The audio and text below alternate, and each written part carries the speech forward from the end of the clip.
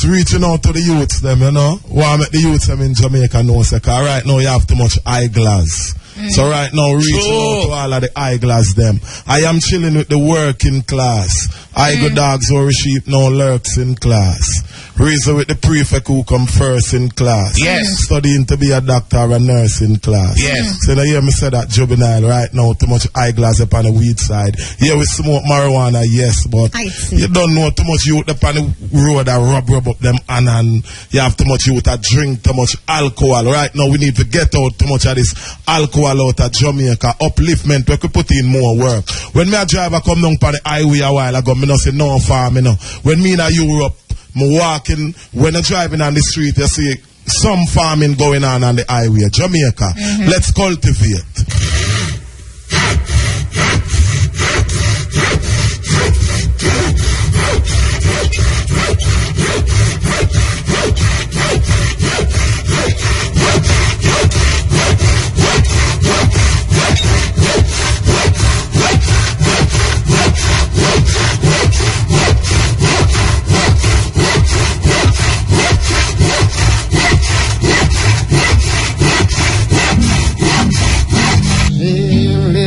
To your radio, cutting edges on your stereo, yeah. Mutabaruka leads the way, so just you let the station play, yeah. Say your teachings got to hold on me, yeah. Well, this is Kimani and you're listening to, you know, Mutabaruka, IRFM. Cutting edge. Whoa.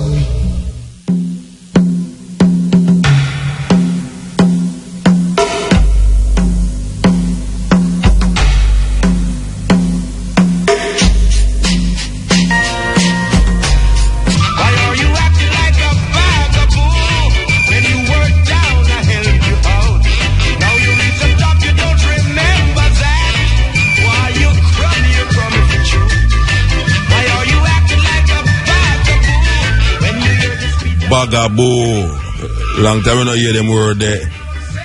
This is the Cutting Edge on IRFM. We're there with you next Wednesday. We're going to go straight till 3 o'clock. Yes, you hear me right. We're going straight till 3 o'clock. Yeah, the man called Clancy Eccles. The late great Clancy Eccles, man. The man you know, easy when it come out to all politics, you know. Believe you me, the man you stand up in a Michael man like corner like a trust me, man. Yes. Clancy Eccles, the late great Clancy Eccles. So you know, say, anytime we play a tune, we kind of schizophrenic. So we give you one of them long time tune, and then we give you one of them new time tune. Big music this, big music, big music. God's wonderful people, I am calling. God's wonderful people, I am calling. Replacing the world could be like. You know, say, not since Angola, believe you me, I tell you the truth, you know. You know, Jabooks from that tune in Angola and it ripped down the place. 1 year. Pure Angola, yeah, you know, yes. Well, you see that tune where we are playing, you know, at it time, you know. Yes. And straight up the way I send that one, yeah. Yes. It gone already still, but trust me, man, that tune, yeah. God's wonderful people, I am calling. God's wonderful. Brethren named King Fragrance. This is a big tune. Got the two of us come from. Yeah, man, me I tell you, man. Sweet. King Fragrance, you gone with that one, yeah. Trust me, man. Yeah, man. Sweet. And them tune, yeah. Yeah, man, a them tune, yeah, man. So here we are saying now, as we are talking about Africa. Every year, the smallest country in Africa holds an international reunion. Most of these people attending the festival have probably never met before, but they will all share something in common. Purest love for their motherland dearest, Africa. Also, the heritage which goes back to the days of slavery. A shameful trade which which led to the separation of their true history, identity, cultural traditions, while preventing unity amongst them and the African continent. The people of the Gambia have come out to welcome their cousins from around the world. This is what brought these people more than 5,000 miles across the world. The true culture of Africa. The reunion creates an atmosphere in which sweet and sometimes bitter memories are revisited. When we think about the numerous people that were kept here, it just seems that it's overwhelming that on such a small piece of land that so many people were enslaved. And it's kind of overwhelming to see. But most importantly, it commences the evolvement of great friendship and partnership, creating more gateways for development. We look forward to being here for so long.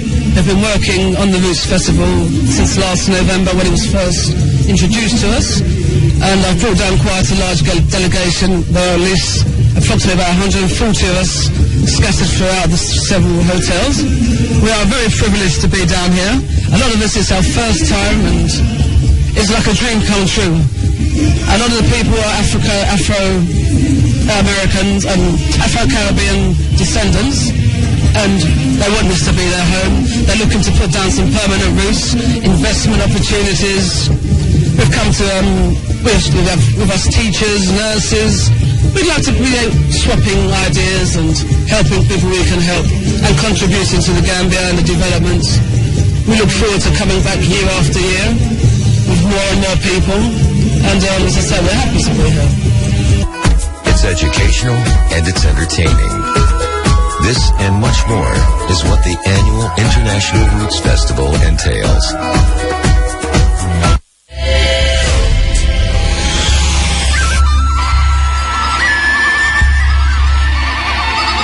The man who undoubtedly sees to the success of each annual festival is the President of the Republic of the Gambia, Shab Professor Alhaji Dr. Yahya AJJ Jammeh, who officially inaugurated this event back in 1996, just 2 years after he assumed office. Among his invitees were Africans in the diaspora who, as seeing is believing, came to get a glimpse and a taste of the true Africa. For our brothers and sisters from America, Latin America, the Caribbean and Europe, I would like to say, home at last. It's been a very long time, and we hope this time around, our next meeting will not take 300 years to occur. I pay tribute to the late Alex Haley, who, after many years of diligent research, including several visits to the Gambia, published his book, The Roots, in 1975, narrating how he traced his forefathers to the village of Dukure in the Gambia. Through this book and the subsequent television series, the eyes of the world followed the trials and tribulations of Haley's family from a rebellious African named Kunta Kinte. After 12 years of research and writing, Alex Haley shaded light to the true story of African Americans. In 1975, he wrote the famous novel entitled Roots, which was later turned into a television series. The series was first aired on ABC TV in 1977. Roots received 37 Emmy Award nominations and won 9. Alex Haley discovered his roots in West Africa, the Gambia, in a small village called Ufure. During your Roots pilgrimage to James Island in Ufure, the ancestral home of Alex Haley, you'll have the opportunity to meet Alex Haley's sixth cousin, Binta Kinte. The idea of renaming James Island has been in the minds of most people that visited the island over the past years. I don't like to call it James Island because it's not James Island. I don't know what it called. That's why I said to the gentleman before, find the proper name. But it was until Charles Guest gave his opinion that it was endorsed and decided. I was brought to this island, and I went down in the little dungeon where they held the strongest Africans there. And I might add that a butterfly followed me on the boat all the way from Jufre to here, just right by my side, that I found very symbolic and because I played with caterpillars when I was a boy. And so that was like the whole thing that was about to occur that I had no idea that was going to happen when I arrived on this island. When I went down into one dungeon, tears started coming down. And I'm a 220-pound guy. I don't cry very easily. But I was deeply, deeply touched. And the thing that brought the tear, because I thought that these beautiful African strong men, how could that happen? And if it wasn't for guns and evil ideas, it wouldn't. And that caused me to sort of like break down. But when I came out of there, I was reborn, as that butterfly showed me that I was going to morph into a very voiceful person. I would never be able to stand here and even speak to you before. But I have a message. And that message is, it was depicted in my paintings, but now I found the strength to say that this is no longer James Island. This is from this day on Kunta Kinte Island. I said that, and I took that message to His Excellency, Your Excellency, His Excellency Yahya Jammeh. And now I see all of this happening, which is so beautiful. Everyone coming together, doing their part, and the idea was it was in the air for sure. But for me to come out of there and voice that, and to be standing here now with the beginnings of this sculpture that I created in New York City and brought on the airplane, unfinished, to be on this island is nothing but a blessing from Allah. The occasion today is indeed historic and significant for two reasons. Firstly, we are here on a spiritual and cultural pilgrimage to pay homage to Kunta Kinte and his descendants. Secondly, we are today on the threshold of reaching yet another milestone in Gambian history, that is the renaming of James Island. James Island epitomized the darkest days of the transatlantic slave trade. It was the last port of call on African soil for millions of Africans rudely abducted by the ruthless, indeed, as alluded to by my Deputy Permanent Secretary before. If this island was able to speak about the atrocities committed against Africans from the time of its inception in 1456 to the mid-19th century, the tale will be too horrendous to listen to. However, we still know a lot about the island's role in the evil trade, and over the years, a lot has been done to document, preserve, and disseminate it to the public. This culminated in the island's inscription into the prestigious UNESCO World Heritage List in 2003 because of its outstanding universal value to humankind. By renaming James Island, we wish to keep alive the memory of Kunta Kinte and all the millions of African slaves who have passed through it on their way to the Americas as slaves. I would also hereby officially declare that James Island, as from today, Sunday, the 6th of February 2011, is renamed Kunta Kinte Island.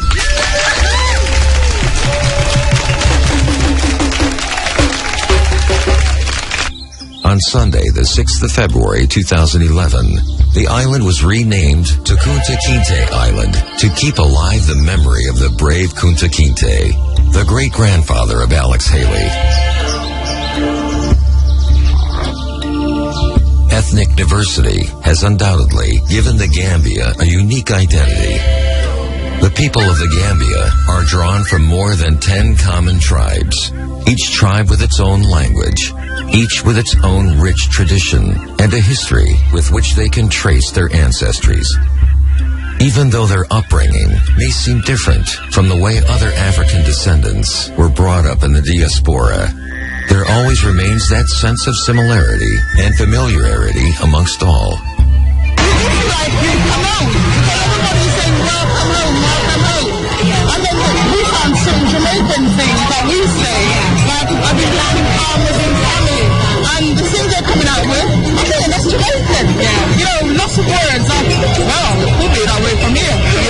forthcoming International Roots Festival will be marked by loads of mind-blowing and memorable events.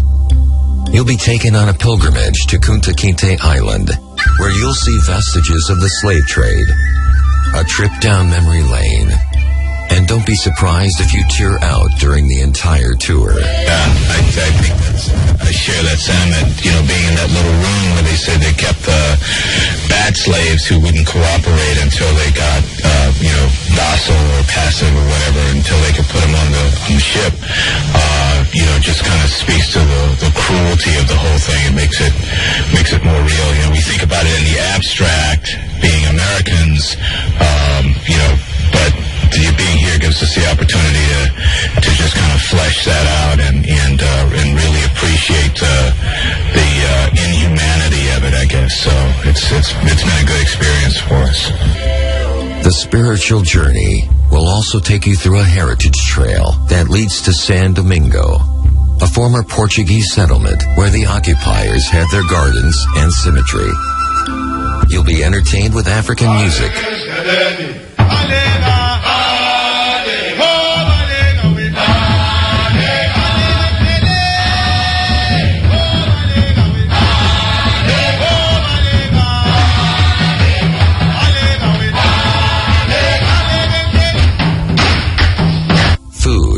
cultural performances, among many other activities.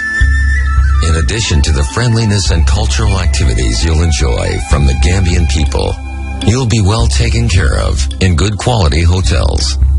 The accommodations are designed to give you maximum relaxation and unforgettable experience. Participate in Roots Redemption Day. Registration is now being accepted. If you would like to attend, please visit our website at rootsgambia.gm for more details. Come home. Reconnect.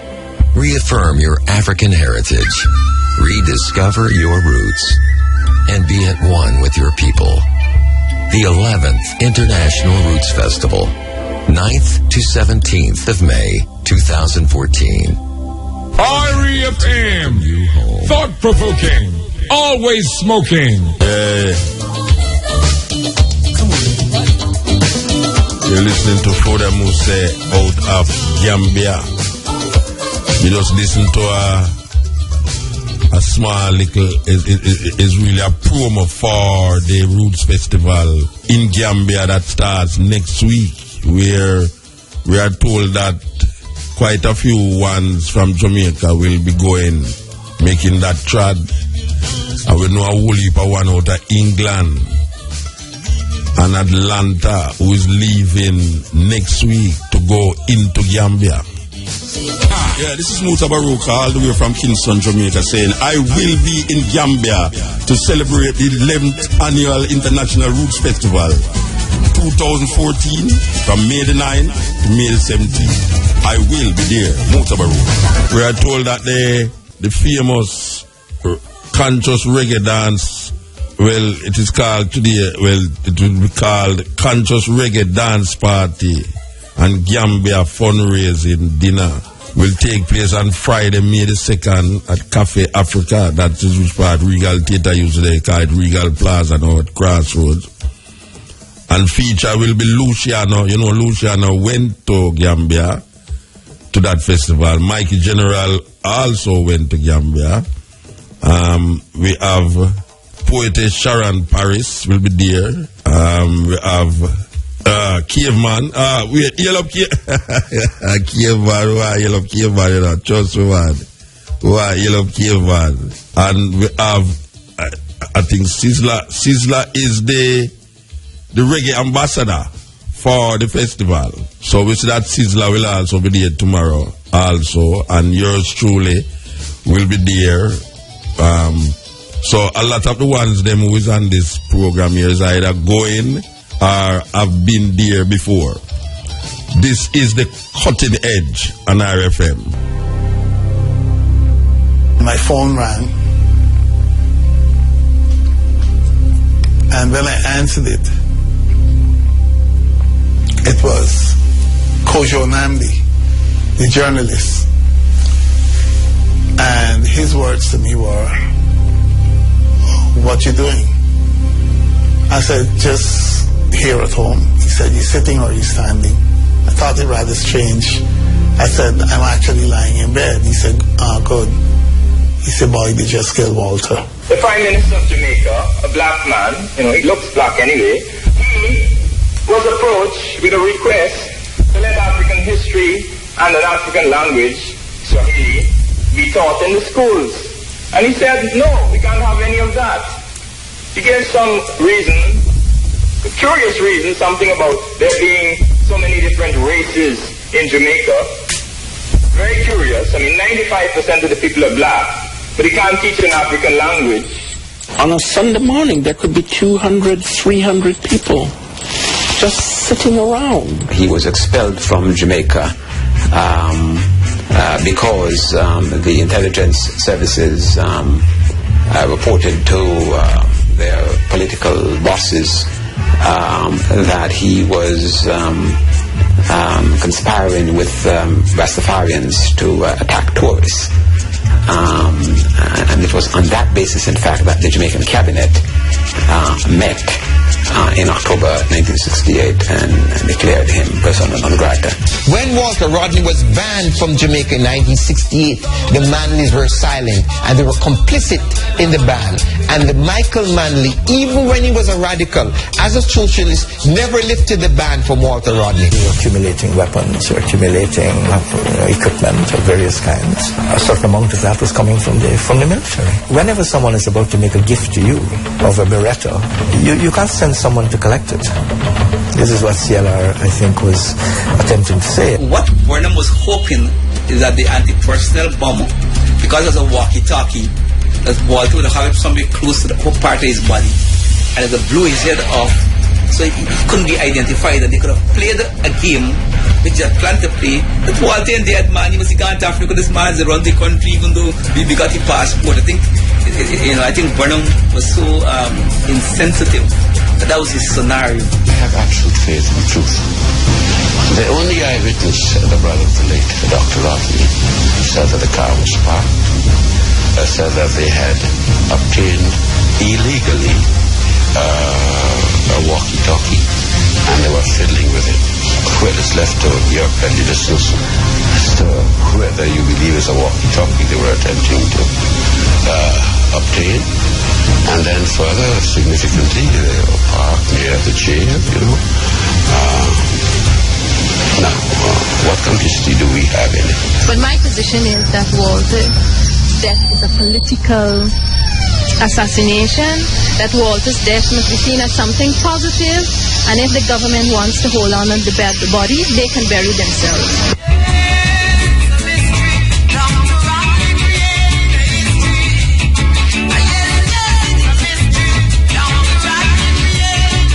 REFM, thought-provoking, always smoking, lyrics like a bazooka. You are listening to Mutabaruka. From my man Luke left king, why right now I'm killing earth, Mr. Badley. It Africa down in a history.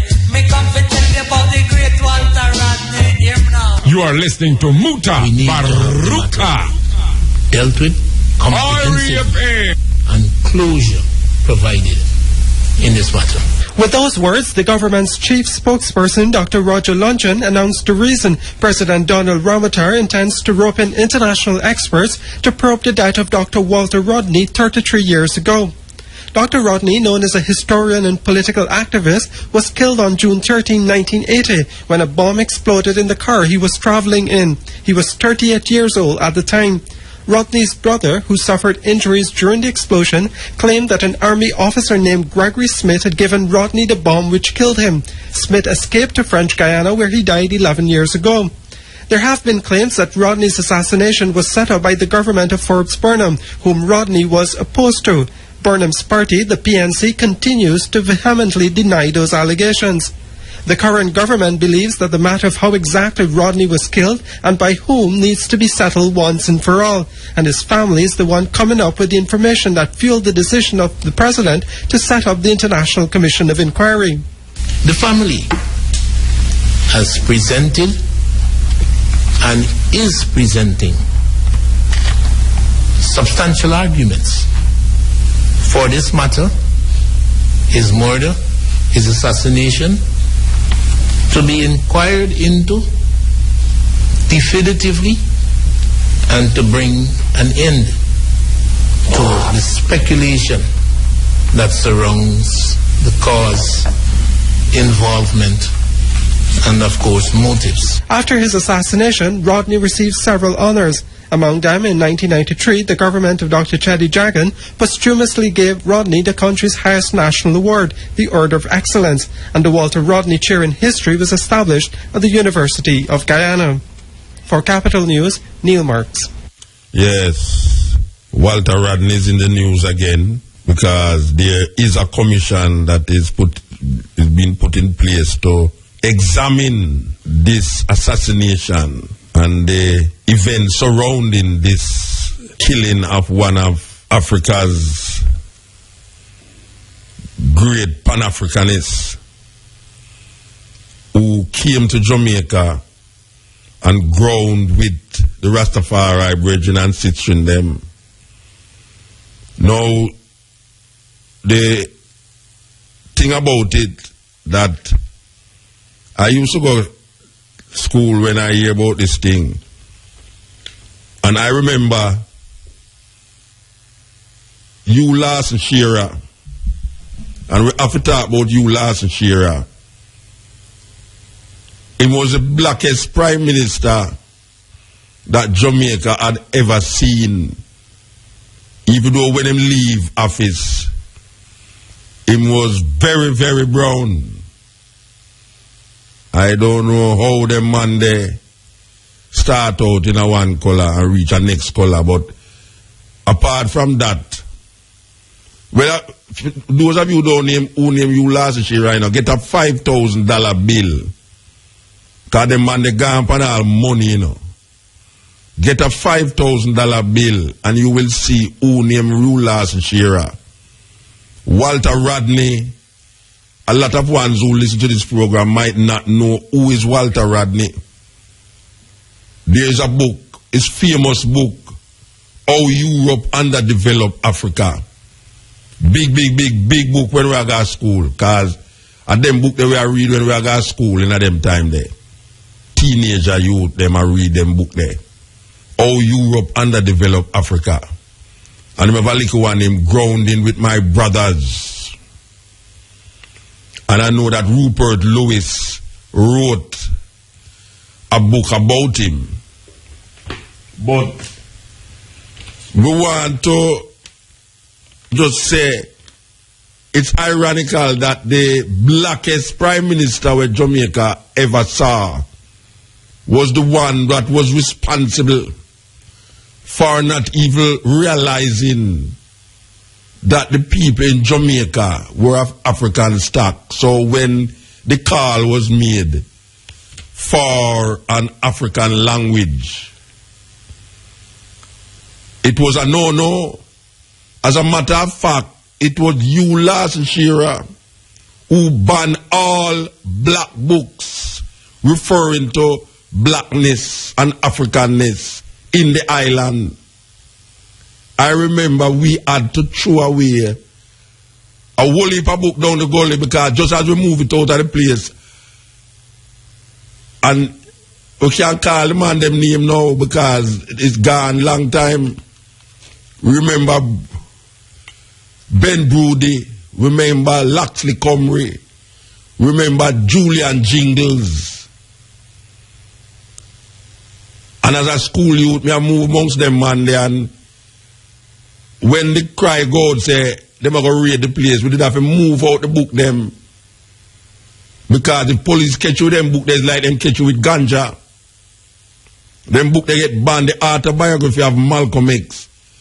We tear off the cover off of the book and put a little novel cover upon it.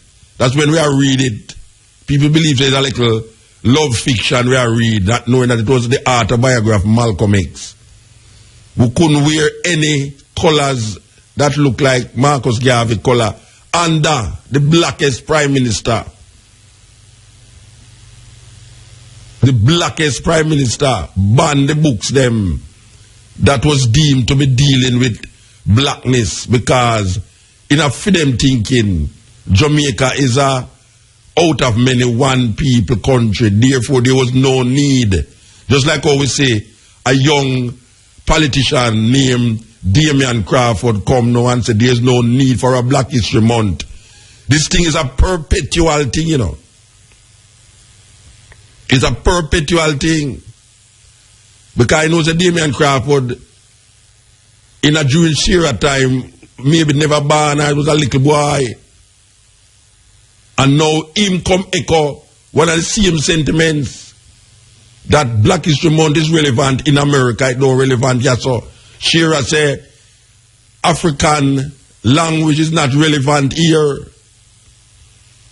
Only people are asking why we want to learn, why we want to change the name to African name and we are Jamaican, not realizing that Macintosh is an Irish name and none of we have any connection with. We want to talk to Brother Wazir Mohammed. Good night. Hi, good night. How are you doing? Just giving a little preamp to the conversation here, because we was very young when this Walter Rodney thing blown up in Jamaica, and that is the blackest prime minister that Jamaica has ever seen, Hugh Lawson Shearer, who banned every book that deal with black. Remember, Black Power by Stokely Carmichael was banned. The autobiography of Malcolm X was banned, and all of these books was banned. And Walter Rodney was banned. And Walter Rodney was also banned by the same Prime Minister. Okay, so 30 odd years after, we say that this is a setup here now that is going to investigate and try to come to grips and understand the events that took place in that time. Tell me how it going to work, or how they going to work this. Well, there is a three-man commission that has been set up, three-person commission, headed by a Barbadian jurist by the name of Cheltenham.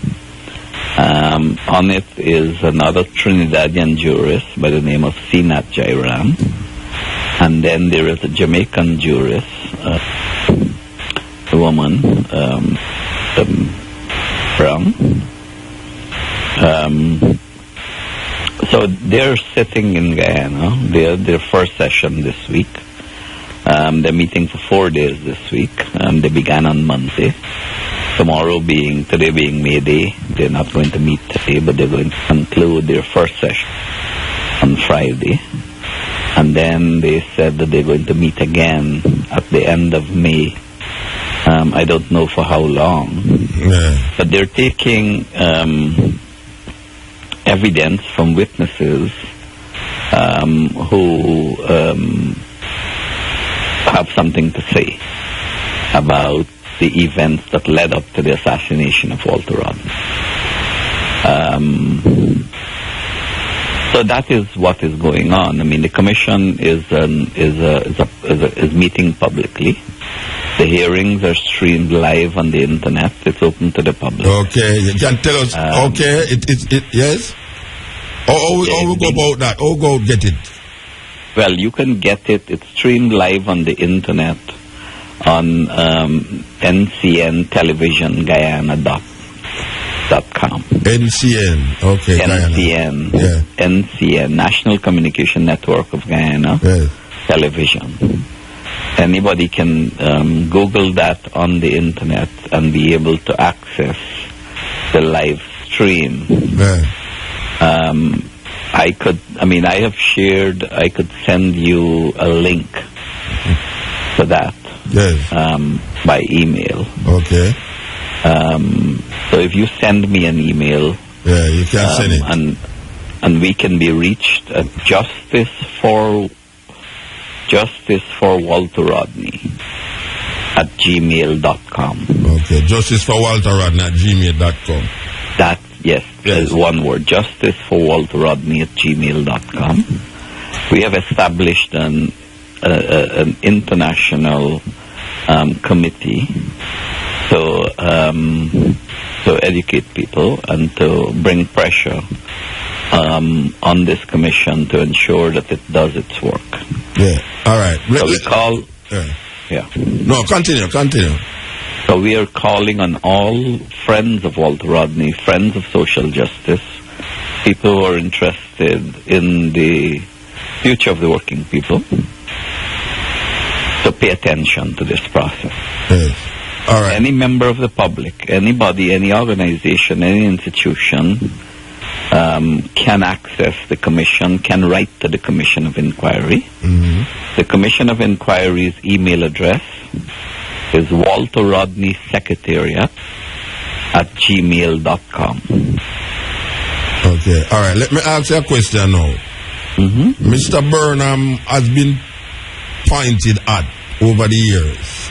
Mm-hmm. Most people have come to that conclusion in their mind that it was the government that did this terrible act. Mm-hmm. How do we get a clear understanding of it, considering that we have already put that in our minds that is the government of Falls Burnham? Well, this investigation is supposed to get to the bottom of that. Yes. But, I mean, there are several questions that we need to ask. For instance? If there is a government in power and there is a crime in which a major figure is killed, then what is the government's responsibility is to ensure that its policing agencies conduct a full investigation. Yes. Now, let me just, on the first day of testimony in the commission, the crime chief of the country who came to testify brought the police records. He said that there were 10 files that the police kept on this matter, 7 of which has disappeared. They cannot account for. Oh. Now, the chairman of the commission asked them, well, in Guyana, what do you do with old files? And they said, well, they handle files internally and they destroy old files.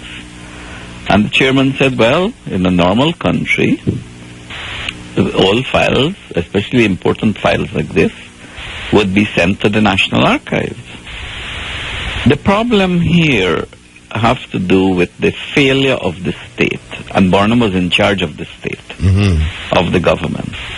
Donald Rodney, Walter Rodney's brother, who was in the car at the time of the explosion with him, was able to report that the device, whatever the device was given to Walter Rodney by a member of the Guyana of the Army by the name of Gregory Smith. Now, he fingered Gregory Smith from day one of this killing, and the police has failed on the Burnham to bring a charge against Gregory Smith when everyone knew where he was, that he had been he had gone over to French Guyana and was living there in exile, and that is where he died. Okay. So the question of whether Burnham is responsible or not, or who is responsible, will have to come out of this inquiry. But the questions that we have to ask is, why didn't the government under him try to bring Gregory Smith to justice, so that he can answer the questions that needed to be asked in any police investigation? Yes. All right. But, all right, we're seeing something happen 30 odd years ago, and now we're seeing that they're doing these things. What is it just a matter of going to a thing to say, okay, now we know what happened, and that is it? What we intend to get out of it more than the gratification that we went to the bottom of it and now we know that this is what it's supposed to be? Well, this is not about gratification. This brings out the nature of the state, the nature of policing agencies, the way that they deal with people in countries like this. Yes. Jamaica too. We have a big problem with that in Jamaica. Right. Maybe So bigger than Guyana too. Yes. Yes. So, I mean, it is the nature of the way the police operate. Yes. The nature, and we have to address those structures. Because people, I mean, you know, Walter Rodney was killed 34 years ago. Yes. But then that structure of the police continues to exist, and the nature of that system is there. And investigations like this help us to be able to address those structural problems. Yes. Yes. So how long you think that this exercise will take place? Or this exercise, I can't, the way it is going, and it is going very slow. Okay. It will be several months, if not a year or more. I would assume from the pace it is going, because they have a lot of work to do. Yes. It's 34 years. Many witnesses would not have been living in the jurisdiction anymore. Yes. Many important witnesses would have died. They have to piece together the evidence. And we are operating in a situation where, in a country where record keeping is not that good. Yes. So is it that all of this inquiry will take place in Guyana, or there is sessions that will be outside of Guyana? So is it that all of this inquiry will take place in Guyana, or there is sessions that will be outside of Guyana? Well, we who have formed the Justice for Walter Rodney Committee, which includes people from Jamaica and people from Trinidad and Barbados and Tanzania and Kenya and Canada and different countries of the world and Guyana. We have written to the Commission and we have said, look, given the fact that more Guyanese are living abroad than are living at home, and given the fact that so many people migrated because of the political situation in the country in that period, it might be wise, the best thing for you to have hearings in the Caribbean, hearings in North America, and hearings in Europe. They have written to us and said that at the moment they're not contemplating any hearings outside of Guyana. Oh yeah? And this would be good for your listeners, that they would be prepared to receive testimony from anyone from any part of the world via Skype or other audio devices. Okay.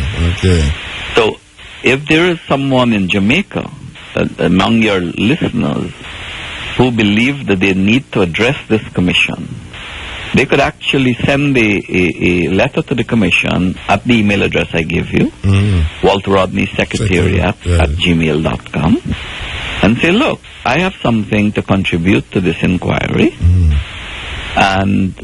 but I cannot travel to Guyana. Okay. What arrangements can we make so that I could speak to you and give evidence? All right. And they said that they're willing to accommodate witnesses like that. All right. The family of Walter Rodney, what is their position in relationship to the commission? Oh, they are fully in support of the commission. Okay. And they have lawyers justified. Yes, they have lawyers. They feel that it is possible to actually get to the bottom of it, because we in Jamaica, we don't trust these commissions, so we want to try to find out if in Guyana the people in Guyana also don't trust commissions. Okay. So we have to look at these. That is why we have to be vigilant. Yes. That is why we have formed the Justice for Walter Rodney Committee. To get people to be vigilant. Yes. To have programs like this that talks about what is going on, that put public pressure on the Commission to do its work. It is why we have asked the Commission to invite international observers. Okay. To invite the Caribbean Bar Association, the Guyana Bar Association, human rights groups. If there are human rights groups in Jamaica, your listeners should ask them.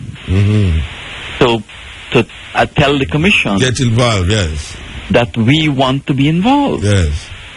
What we want to see is groups saying to this commission, we have an interest and a stake in this inquiry. Yeah. So if your listeners, people listening to this program, know of people who are involved in the Bar Association, in human rights and social justice groups, then they should ask those groups to write letters to the commission. Of course, yes, definitely. Saying that we want to pay attention to what you're doing and we want to be given observer status.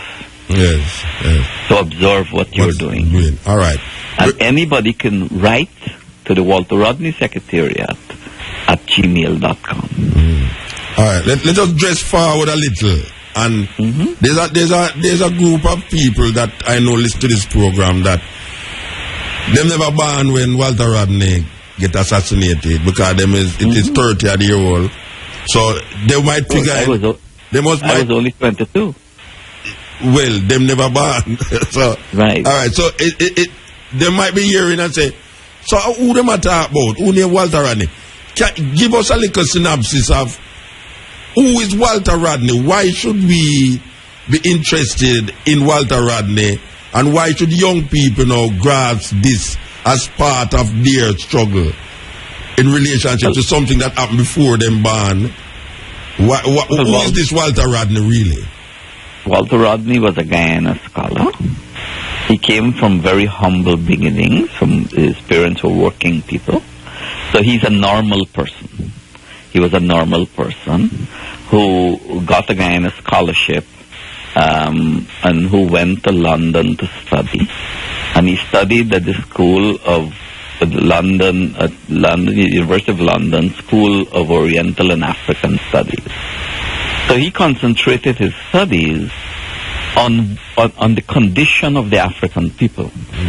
And so one of his major works is what is called How Europe Underdeveloped Africa. In that book, he showed what colonialism did to Africa and how the development of Europe have to do with the underdevelopment of Africa. That Africa is underdeveloped because Europe is developed, because the wealth, he explained the process through which wealth is transferred from ordinary people to rich folks, from Africa to Europe. In that book, he also explained the damage that the slave trade did to the African continent. By the way, Africa is only now recovering from the hemorrhage of people that came as slaves. Yeah. Africa is now recovering its population after, so many hundred years after slavery. So Walter Rodney is an important figure because his work is still relevant. So he studied the conditions in Africa and the condition of African people as people who have been oppressed and marginalized. Yeah.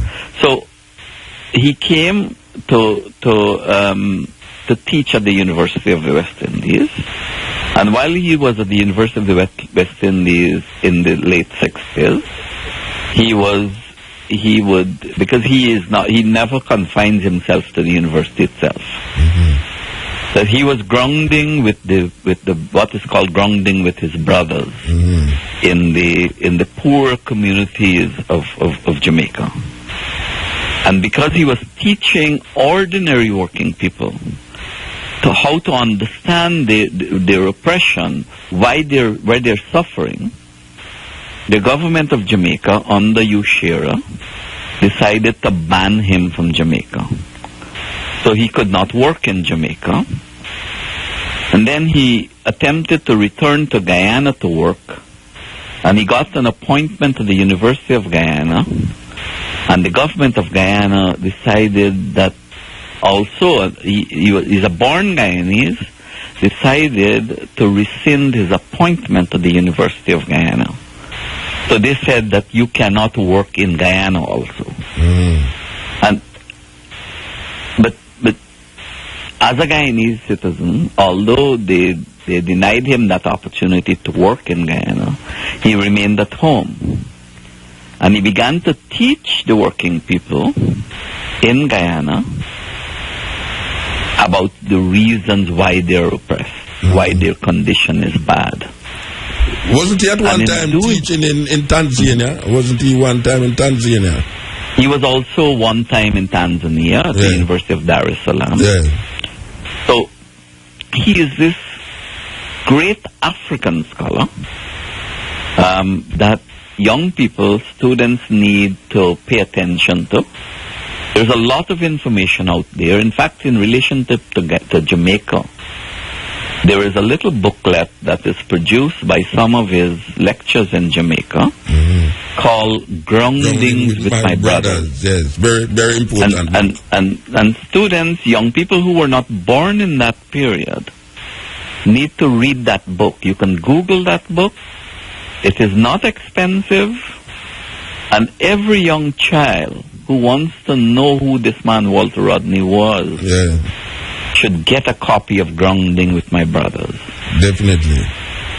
And I would recommend How Europe Underdeveloped Africa, because when I was going it's a fantastic book. When I was going to school, that's when I read it. In school, that's where I read it. And not part of the curriculum, but extracurriculum activities that we participated in as youth. I just read something on the internet today. Where a young girl in an African country, I think she is about in her 20s now, she said that after she read How Europe Underdeveloped Africa for the first time, she said she cried for 3 days. This is how it affects people. The book is old, but is not getting old. No. So, for university students should force their professors to order that book and have them read it in their classes. I agree. And students and professors need to ensure that book, How Europe Underdeveloped Africa, is studied, because it is now so relevant as the divide between rich and poor continues to expand. Walter Rodney's work becomes important, because we can only solve these problems by studying works from people like Walter Rodney. Yes. All right, so we see this commission and we're hoping for something good to happen. We hope that it will take the right course, or the course that we feel, you're from Jamaica, I'm from Guyana. Yes. We know that unless we put public pressure, unless we put public spotlight on these things, we're not going to get what we should get out of it. Yeah, there's a tax thing that was spoken of by the Minister of Finance in relationship to the people and the bank. And they were, over the week, since the Finance Minister mentioned it, there's a lot of alabaloo that have taken place. All different parts of the society came out. And today, we say him draw back that tax thing and say, all right, I'm not going to worry with that. So public pressure is very important to the direction where you want it to go. The public must pay attention. Yes. We have also established a group page on Facebook called Justice for Walter Rodney.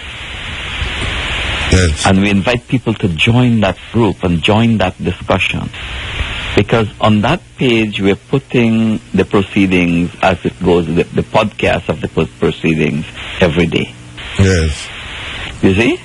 And people can access that in one place wherever they are in the world. Okay. All right. So we also invite people to join us on Facebook. The page is called Justice for Walter Rodney on Facebook. Justice for Walter Rodney. Yes. All right. Because that's how we bring people together in social media across the world. And what we have to do is continue to share information, build these platforms, and recognize, because Walter Rodney's message was that when the working people joins together, that is the only time the leaders will pay attention. But he says, first of all, we have to join together. That we can't discriminate against each other. That we have to give each other solidarity. And that's the reason he was killed in Guyana, is because he represented unity of the working people.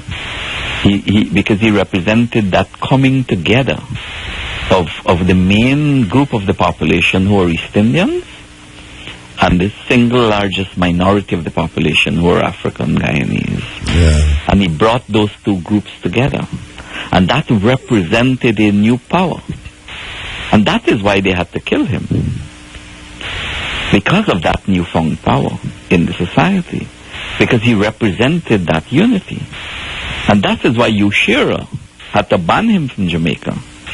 Because he represented that power, where he was able to bring working people together to struggle in their own defense. That is the importance of Walter Rodney. It's ironical that Walter Rodney assassination and Maurice Bishop assassination seem to follow the same trend in relationship to social and political order that was changing at the time. Because they represented a new order. Yes. It is the new, when the killing of these people have to do with killing that new order. Yes. And what young people need to understand is that we have to study the works of these people in order that that new order will live within us and flower and blossom. You see? And so when we say Walter Rodney live, that is what we mean. Of course. That the ideas should live in young people. And so I would invite the young people who are listening to this program to study the life and work of Walter Rodney. Professor Rupert Lewis from the University of the West Indies at Mona has written a book on Walter Rodney. Yeah, we're going to feature that book next. Yes. We're going to feature it next with the interview that he did. Which carried a lot of Walter Rodney's speeches. You see? So there is a tradition, and young people should access these writings and study them, so that we can understand that future should not be allowed to be killed and destroyed and done away with. Because we need a new type of leadership. The leaders that we have now, they are leaders that represent Wall Street and the banks. The IMF and the World Bank. And the IMF and the World Bank. They don't represent ordinary working people. No way, Jose. We don't have leadership in any part of the Caribbean that represents the working people. They represent the interests of the bank and the ruling class. Walter Rodney and Maurice Bishop was against the banks and the ruling classes and wanted the working people to have a stake in the society and accessing the resources of the society. That is why they believed in self-emancipation, in the working people taking power and emancipating themselves from the shackles that holds these colonialism and neo-colonialism, as we call it. Well, I don't like to use those big terms because those terms, it has to do with oppression. Yeah, well, that's what's happening now. These governments are neo-colonialists. New colonial masters. They represent a new kind of imperialism. Yeah, that's why I would say neo-colonialism. They are business managers of global capital. You know, the governments are business managers of global capital. That's their first boss. The people who vote for them, they have no real relationship to the people who vote for them.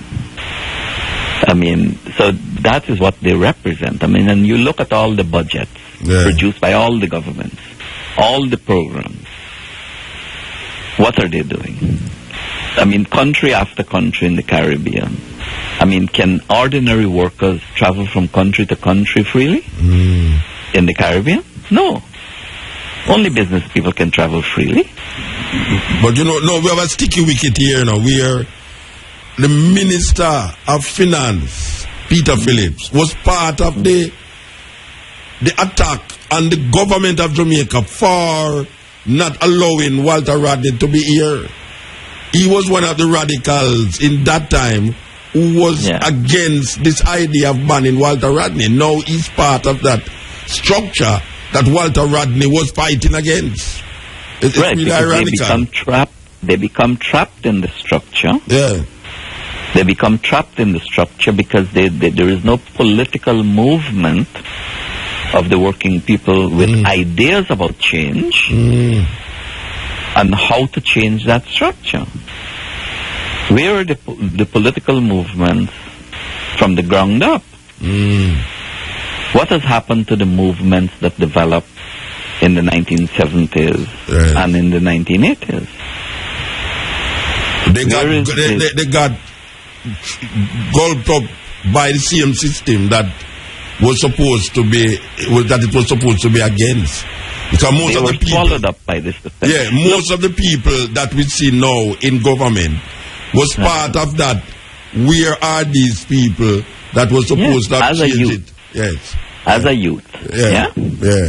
I came to Jamaica in 1978 as part of a youth delegation on the way to the World Youth Festival in Cuba. And there were hundreds and hundreds of Jamaican youth that were participating in that process of change and understanding change. Where are these movements now? Yeah. You see? Yeah. Where are these movements now? And the issue here is what happens to the communities and the resources of the working people. What happens to the land? What happens to the community businesses? Yes. You see? Yeah. And that is where the problem is the structure and the nature of the way the government operates. Yes. I mean, how involved are the communities in change and in programs? Yes. Well, we give thanks for the words, and we give thanks for the understanding. You know, I mean, very important that we do this, because, as we said, there's a lot of people who listen to this program that don't have a clue about what we're talking about or who's Walter Rodney. So we give thanks for you to shed some light on the whole, you know, commission and thing. We call on everyone to be vigilant and to pay attention. Yes. You know, write a letter to the newspaper. Why Jamaicans can't write letters to the newspapers in Guyana and saying we are paying attention to this stuff? Yes. You know? Well, this conversation is part of the process that we feel that should be done, is in place. So we do it because we know that it will gather momentum because of what we are doing now, you know? Right, and right. We're calling people, let's take action. Let us take action, you know? And let us be vigilant. Yeah. And let us write letters. Let us get involved on Facebook and social network platforms. Write to the commission. All these things need to be done. You see? Okay. All right, give thanks. Say what you was going to say. I mean, take for instance, Walter was part of the faculty at the University of the West Indies. Yeah? Yeah. I don't see any reason why the faculty or the faculty at the University of the West Indies should not write to the commission and say we are paying attention. The Chief Justice of Kenya, yes, has written to the Commission and saying, look, I was a student of Walter Rodney, and I am paying attention to what you're doing. You see, that is what is needed. People need to write and say, we're paying attention to what you're doing. Okay, sir. And people should write to the Walter Rodney Secretariat at gmail.com. Okay, sir. Give thanks. Thanks. Yeah, man. That is very, very important. Give thanks. That is Wazir Mohammed, Associate Professor, Sociologist, Indiana University, WPA political activist, and colleague of Walter Rodney. This is the Cutting Edge on IRFM. You know, we had mentioned a while ago, Peter Phillips, as part of that in the 60s radical force, you know, that farm groups and different body of people to really demonstrate against the Prime Minister at the time for his move against Walter Rodney. And years after that, when he was the Minister of Security, National Security, we hear Peter Phillips mention that Carroll Garden and Henry, him say the government cannot afford to really allow these things to take place in Jamaica. The government cannot afford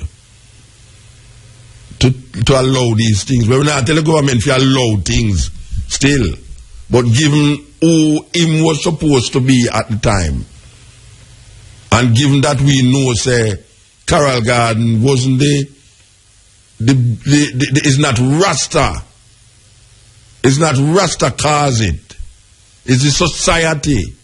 It's the system that was placed there against the people who do have any land and who reclaim land to make some living and to feed them children. The attack on the landless is the same attack that we get for years, even in slavery. It was not the Rastafari community that created that what them call upheaval against the society, the government. The state attacked the Rastafari, and then years after, we hear the Minister of Security and Justice under Peter Phillips denouncing Carroll Garden. And you know, if you denounce Carroll Garden, you know, you have to denounce Paul Bogle, and you have to denounce Sam Sharp. Yes. You have to denounce Sam Sharp, denounce Paul Bogle. Maybe just go and denounce reggae music, denounce Rastafari. So it's a serious problem when you start to excuse yourself as a jacket and tie man now. And then we say Shearer. We are told that, well, everybody's supposed to know, but I don't know the book that's still there at Jamaica, you know, The Black Beauty. For those of you who don't know, this book named Black Beauty. Black Beauty is about a black horse, a very beautiful black horse. The problem with it is that because you, Larson Shearer, never read enough, the idea of black beauty was not acceptable, so all that book was banned. People, they're easy, think they're easy. You take them people, they're easy, you know. It's like when you reach a certain position, you know, the system just grab you, you know. Sometimes you feel say you work against the system by going into the system. I realize that the system is more powerful than you did ever think. And then in a twinkling of an eye, you know, you just metamorphosize, you just change. And you don't even realize that you change, you know. And so the system grab you, you know. That you in the system claims you have fight for the poor and a fight for justice and equal rights. But in truth and in fact, you're fighting to maintain the same oppressive system. And you behaving like a schizophrenic person, where you sometimes talk for the poor, but then round the corner now, you put on some tax on some things to make the poor get poorer. You sometimes talk for the poor about justice, but you have a group of men round there in a uniform, we are shoot the people them who you're supposed to look justice for. And it just keep going on and on and on and on and on and on and on and on. But you know them say you push a dog around for so long, one day that dog will turn and bite you. I want to tell you, say it's biting time here, so now we want to play this. Before we play we could play you know, we're going till 3 o'clock. Did I tell you that we're going till 3 o'clock? We're going till 3 o'clock. So go get your black coffee, go get your matches stick for all up your eye. You know, I mean, anything where you think say can make you stay up. We know say up a man put on them pot of food there right now, a bubbling food, you know them way there. So we're going to go till 3 o'clock. But I want to play this thing here. I'm anxious to play it because it shows you how evil this system is. And when you say you're going to try go into the system to change things, you become part of that evil. You understand? Can remember when me a youth, teenager youth a come up. Because we never in no communism business, you know. We no communism we are working with a Marcus Garvey and Rasta. We are Project Rasta as youth in our school, and you know, Marcus Garvey's son did them amongst we go to James Garvey house, 12 Mona Road, and we just move Black Power, Marcus Garvey, and then Rastafari just come grab we. But remember that them days there, you know, when you hear about Castro, you know, it's like a devil that, you know, it's like, if you want to know the incarnation of the devil in the Bible, he was 90 miles away from Jamaica. That was Fidel Castro.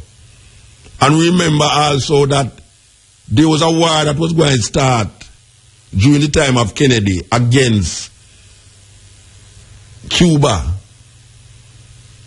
because Cuba and Russia was in cahoots. Cuba and Russia was tight.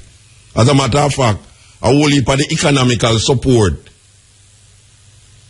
came from Russia to Cuba. But them build up so much things against Cuba, you know, that there's no way anybody wants to associate with Cuba. I remember the first time I left Jamaica to go up on any tour was with Jimmy Cliff. And at that time it was Siaga in a power, and Siaga say, anyhow we go, you know, say, a mark over the pathway. It's like a guzo business. Like, don't go. And we are say, but we are artists. I mean, you know, the whole we go. Jimmy Cliff and him band and me included, we go there, perform, and come back. People say them now go because them now get an American visa and all these things. We get around that too, because we get around it by saying them not stamp a passport. Because them also understood the repercussion that would take place. So them not stamp a passport when we reach in Cuba. If we go through Havana, they never stamp it, the customs never stamp it. You understand? But it's a serious thing. It's a serious thing because the things them that we hear about these people, they what them call socialism, anti-communism stand that them take. That everybody become communist, even though you is not communist. And we see what happened to Michael Manley. In a them time they also. So when we look from Walter Rodney, Maurice Bishop, where America, big America invade little Grenada. Can you imagine that? Big America invade a little island named Grenada and create one big problem over there. That not settle yet, you know. That not settle yet. And then we see them assassinate Walter Rodney and bring in a guy named Jim Jones. You know, we write a poem about this poem, and in this poem we mention Jim Jones.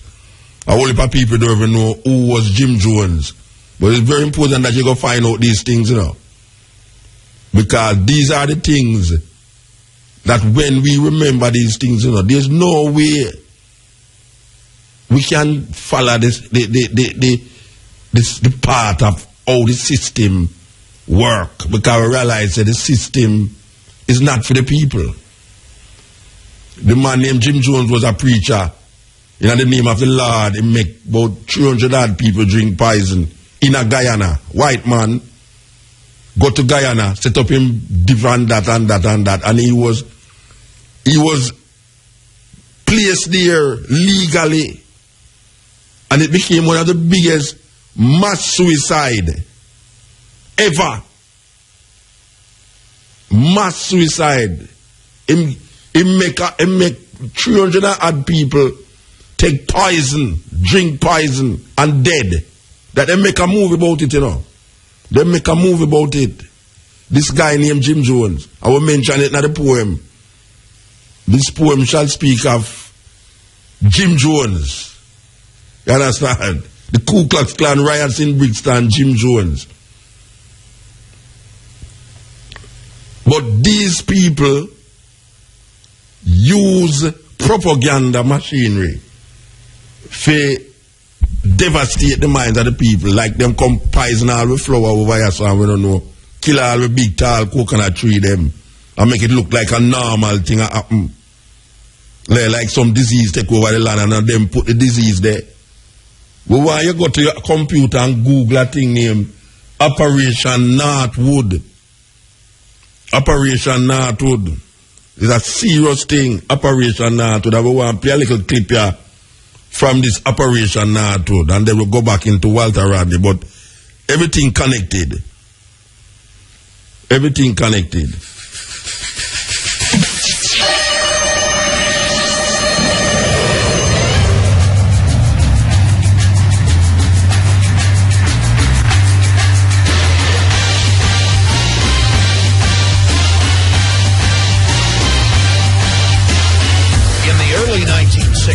The federal government needed a pretext to invade Cuba. The Pentagon had an operation called Operation Northwoods, and it was on the table that our military would attack certain cities within the United States and make it look like Cuba did it to justify an invasion of Cuba.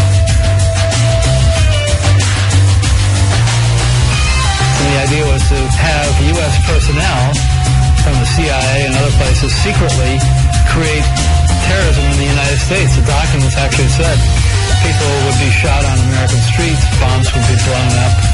And again, all this, the evidence would be laid to point the finger at Castro. The federal government proposed blowing up airliners full of Americans, saying the casualty list in U.S. newspapers would cause a helpful wave of indignation.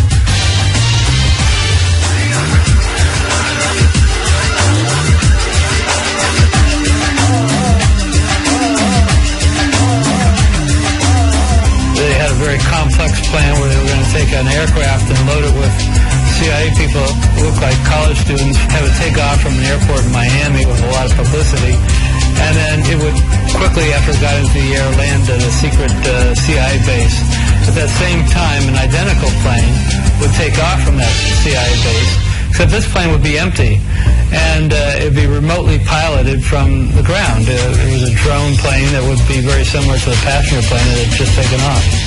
Except we want to hijack jets by remote control, crash them, and blame it on the Soviet Union and Cuba. Now, that was decades ago. If they would do it in the 60s, they'll do it again. It never got put into effect, but the fact that you can get all the members of the Joint Chiefs of Staff, the senior military officials in the U.S. government, signing off on a plan that outrageous is extraordinary. In the plan, they elaborated on how they could bomb Washington, D.C. and blame it on Cuba. attack Marines at Guantanamo Bay using U.S. Army soldiers dressed up as Cubans. Or, they said, just like the sinking of the Maine to get into the Spanish-American War, we could blow up a ship again. Here they are admitting the problem-reaction solution system and how effective it is to motivate the American people to get them behind a war.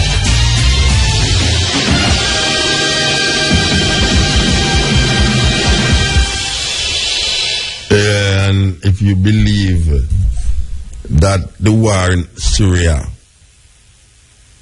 and if you believe that the war in Iraq and Afghanistan and Yemen and in the Congo and what took place in Burundi, what took place in Uganda, what took place in Grenada, what took place in Jamaica in the 70s. If you believe these things is not connected, you have a sad thinking. Yes, it's all connected. All connected. Today on Caribbean Nation, we continue our series on Caribbean personalities who have had a lasting impact on the course of Caribbean and world history. Our program today focuses on Walter Rodney, one of the Caribbean's foremost revolutionary thinkers. Assassinated in his native Guyana in June of 1980, Rodney's teachings and example have become a rallying force for social and political change across the world. Now, we have the first comprehensive work on the life and thoughts of this brilliant son of Africa and the Caribbean, whose name is called in the same breath as Marcus Garvey, Toussaint Louverture, C.L.R. James, George Padmore, Stokely Carmichael, Eric Williams, Fidel Castro, and Che Guevara. Walter Rodney's intellectual and political thought is written by Professor Rupert Lewis, a political science lecturer at the University of the West Indies, Mona campus in Jamaica. Well researched and written, Professor Lewis's book is more than just a biography. It is an account of an important period of 20th century Caribbean history, sociology, and politics. So please join us as we speak with Dr. Rupert Lewis about his landmark book on the extraordinary Caribbean intellectual and revolutionary, Dr. Walter Rodney. Don't go anywhere. REFM, thought-provoking, always smoking, lyrics like a bazooka. You are listening to Mutabaruka.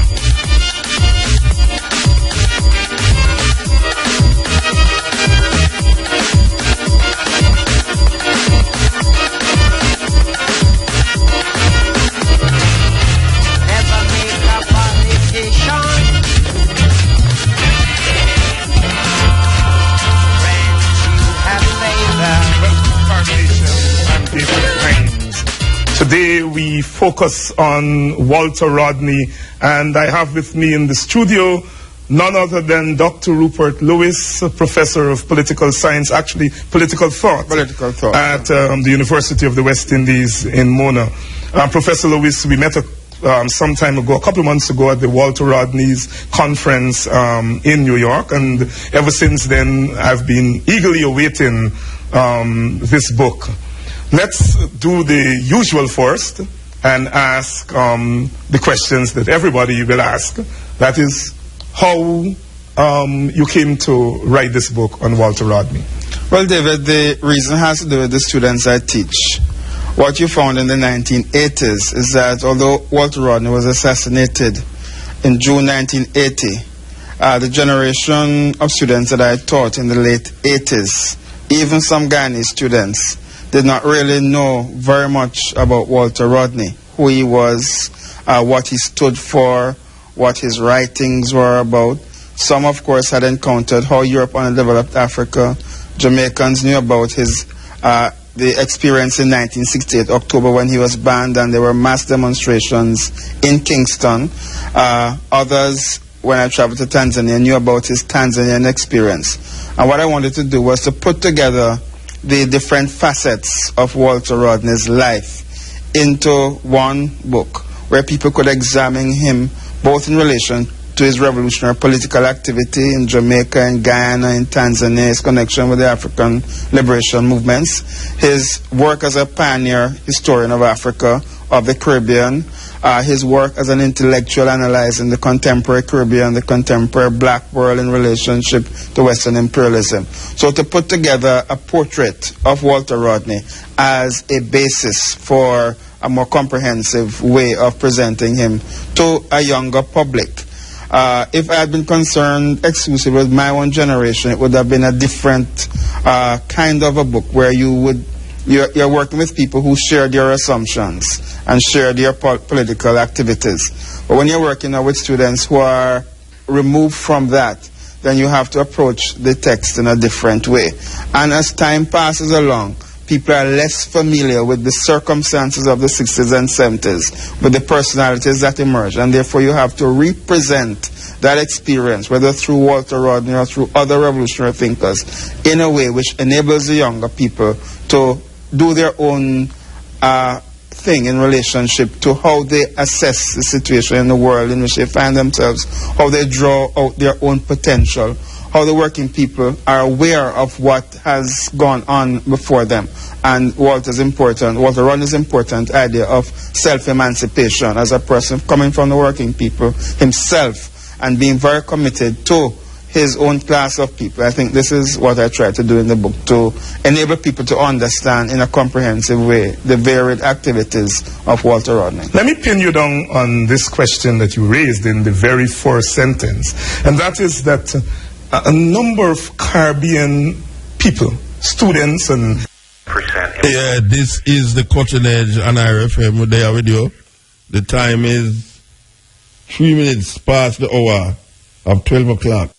Enable people to understand in a comprehensive way the varied activities of Walter Rodney. Let me pin you down on this question that you raised in the very first sentence, and that is that a number of Caribbean people, students and people in other sectors and sections of the society, have very little knowledge of personalities who have played important roles in Caribbean history. The same can be said for C.L.R. James, Norman Manley, Michael Manley, Cheddy Jagan, you name them. George Padmore is hardly known by Caribbean people. What do you think? What do you think accounts for this?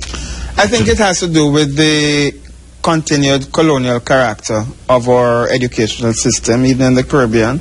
Although there's considerable work that has been done, books that are being published now, never before have we had so many regionally published texts.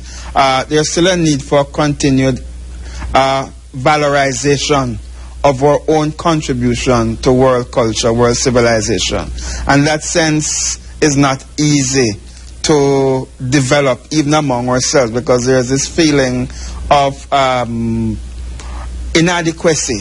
There's a feeling that we have not really contributed in the way that some of us are making out. There's this failure to be able to understand what are the heritages that have shaped the modern period. And hence somebody like Padmore, who is so significant for the Pan-Africanist movement in the mid-20th century, is hardly known. And you run the risk of somebody like Walter Rodney not being known sufficiently in the future. I teach a course called Caribbean Political Thought, where we try to engage that tradition, because the tradition is not, it's a Caribbean tradition, but it's also a global tradition, because it helps to shape Africa, it helps to shape people in Europe, it helps us shape a discourse and analysis and practical political activity, which we need to embrace as part of our response to the 21st century and part of our way of helping to reshape our agenda. That's the heritage that we need to draw on. So that there's a continual struggle. For example, we're involved now in a program to teach Marcus Garvey in schools, to make it more comprehensive.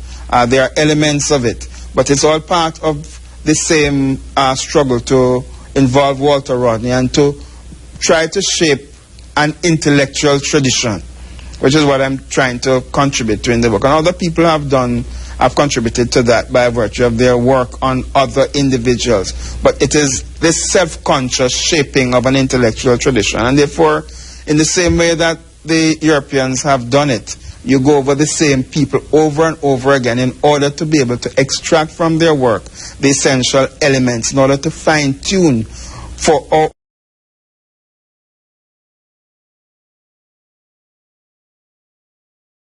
their own purposes. We need to do that for our own thinkers who have really made enormous contributions. And what is so fantastic about the 20th century Caribbean thinkers, James, Padmore, Garvey, Rodney, Fanon, they have been just not thinkers about the Caribbean region, but about the world.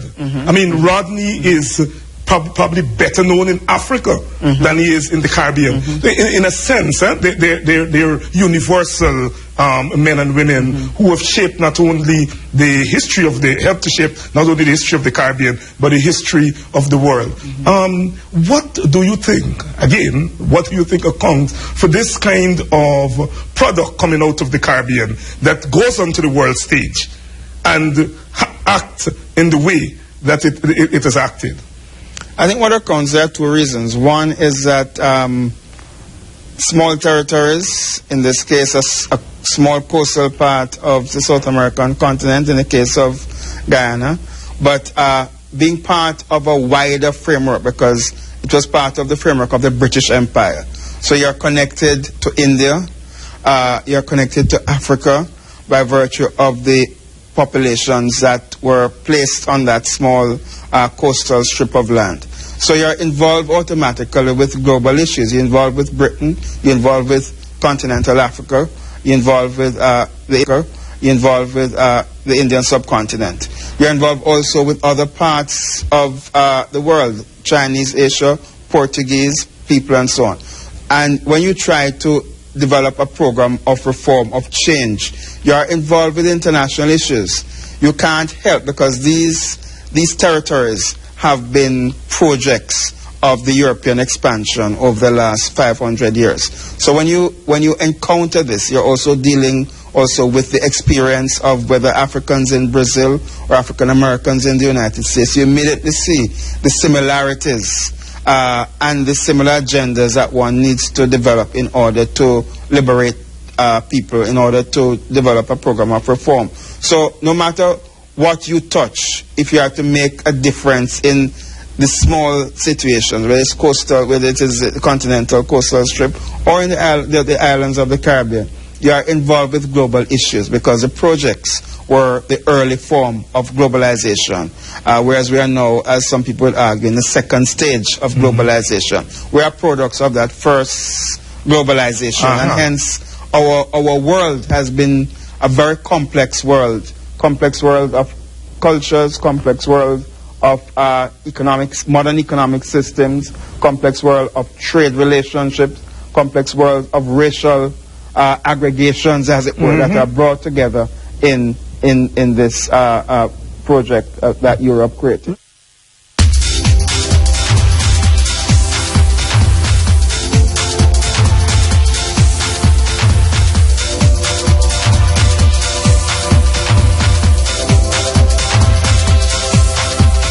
When America wants to know what's happening in the Caribbean diaspora, there is one clear choice. Hello, welcome to Carib Nation. Both people inside and outside are very excited about today's program. Looking at you, I can tell that you have traveled the journey.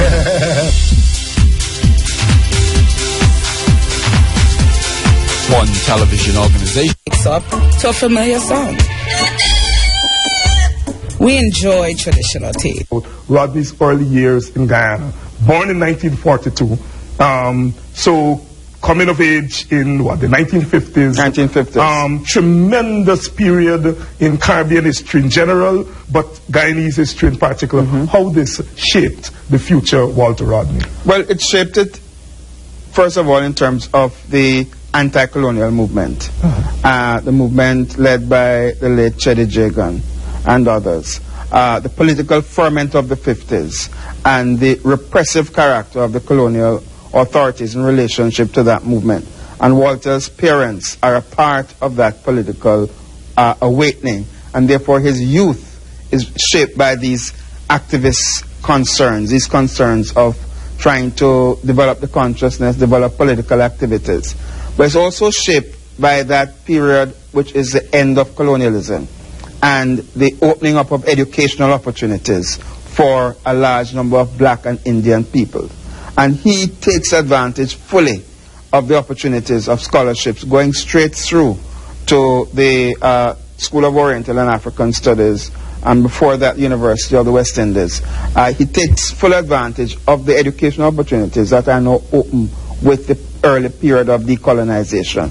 So there's a combination there of intellectual awakening, of study, and the relationship between that and the political challenges of decolonization.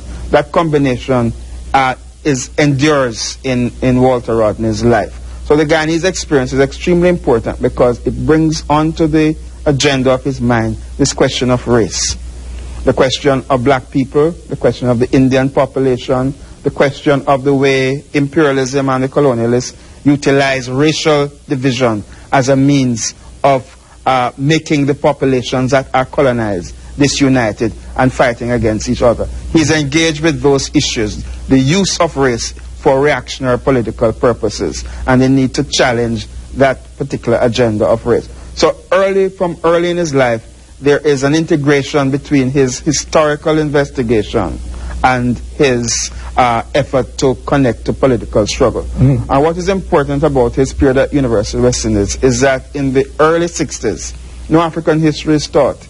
He knows a lot about European history. He knows a lot about the Atlantic on this side of it, but nothing at all about Africa. And this is what is impelling him to say, I need to know, and sending him on this investigation of the West African, the African slave trade and its impact on the modern world. On he goes to England, studies, became a PhD at 24 years, went to Africa for a short while. He went to Dar es Salaam in around the end of 65, 66, and he teaches there. Right. But his main intention is really to return to teach at the University of the West Indies and to introduce African history there. So he comes back to Jamaica? He comes back to Jamaica at the start of 1968. But he doesn't get an opportunity to teach African history because that is aborted in terms of the formal educational system. But he spends a lot of time in the inner city communities of Kingston and in the rural communities, reasoning with people, particularly the Rastafarians, learning from them, and also letting them know about the changes that are underway in Africa, as well as teaching them about pre-colonial African history, which was a major topic of interest at the time, because this is important for people to understand, as we now have a better understanding of the fact that our history did not begin with the plantation, did not begin with the Colombian misadventure, that one has to understand that period prior to the slave trade, prior to the 15th century. Right. And he does a lot of work on African civilizations, African cultures, and he finds in the poor communities of Kingston, especially among the Rastafarians, a knowledge of these things, and there is an interaction. So although he doesn't get the opportunity to teach African history to students, he has these informal reasonings and lectures which are collected in the book Groundings with My Brothers. There are a couple of things here. On the international scene, black power is raging here in the United States of America, other parts of North America. But more importantly, here is a young academic going among poor people and talking to them about the blackness, talking to them about the Africanness. It's an affront to the ruling class in the Caribbean at that particular time. How did they react? They reacted very viciously. First of all, the use of the police, the use of informers, the banning of literature in Jamaica. They banned the biography of Malcolm X. They even banned a book called Black Beauty, which had no political significance, whatever, just because it had the word black in it. They banned all the writings coming out of Cuba. There was a ban on black literature, period, coupled together with a ban on communist literature. And Walter Rodney, along with some other students, had visited Cuba, and this made him a target for the Jamaican government. Of course, this was the case with other governments as well, but more so the Jamaican government. So Walter Rodney, after he attended a Black Writers Conference in Montreal in October, and when he returned to Jamaica on around October 15th, he was declared persona non grata. And when the students heard about this, they were upset because they were losing a lecturer who they liked. But unbeknownst to them, Walter Rodney had a constituency off the campus. So you had this constituency off the campus who encountered for the first time this large number of red gown students who went on the streets of Kingston to protest. And it is a convergence of the urban youth and the students which creates a new situation in terms of a mass demonstration that turns violent in Kingston. And there are casualties, properties damaged, but it creates a new political awareness in the region and has an impact wider than Jamaica and marks a turning point. It's the beginning of the radical 70s, so to speak. But Rodney goes to Dar es Salaam. He goes back to Tanzania. Rodney goes not directly to Tanzania. He spent some time in Cuba. In Cuba, okay. And apparently he wrote a manuscript which we have not been able to identify on the black struggle, reflecting on his experience. And certainly we intend to follow up to pursue that particular manuscript. He goes to England, and then he resettles in University of Dar es Salaam between 1969 and 1974. Wrote the seminal How Europe Underdeveloped Africa. He wrote the seminal How Europe Underdeveloped Africa. And the genesis of that text is very interesting in that it really develops as a set of lectures to the Tanzanian teachers, the History Teachers Association. He goes throughout Tanzania discussing the problems that Tanzania faces in terms of trying to effect change. And he says that one needs to understand the problem in the broader way, in the context of the European involvement with Africa over several centuries. And interestingly, he gives the manuscript to workers who are literate in English for them to read and to comment. And this is an indication of how seriously Rodney took the role of political education among working people. And he did the same in terms of his discussions with people in Jamaica and in the bottom house meetings in Guyana, or elsewhere. So this was a way of operating. And hence by 1972, we had his brilliant book, How Europe Underdeveloped Africa. And he goes back to Guyana in 1974, expecting to get a job at the University of Guyana, did not get a job. And what happens after then? Well, he determines that he would not leave Guyana. He would stay. And he tried to get jobs even at the high school level, and the dictatorial Falls Burnham bans him, prevents him from getting a job there. But he decides to stay. He's not going to migrate. He doesn't take up offers elsewhere, and there are many offers. There are offers in Hamburg, there are offers in Canada, there are offers in the United States. He visits these places. He earns some money. He gets grants. He's able to research in the Guyanese archives, and he writes a very brilliant book on the history of the Guyanese working people, which is one of a fine historical work. And at the same time, he's involved with political activism in the Working People's Alliance. And this activism brings him and brings the working people into active confrontation with the Burnham regime.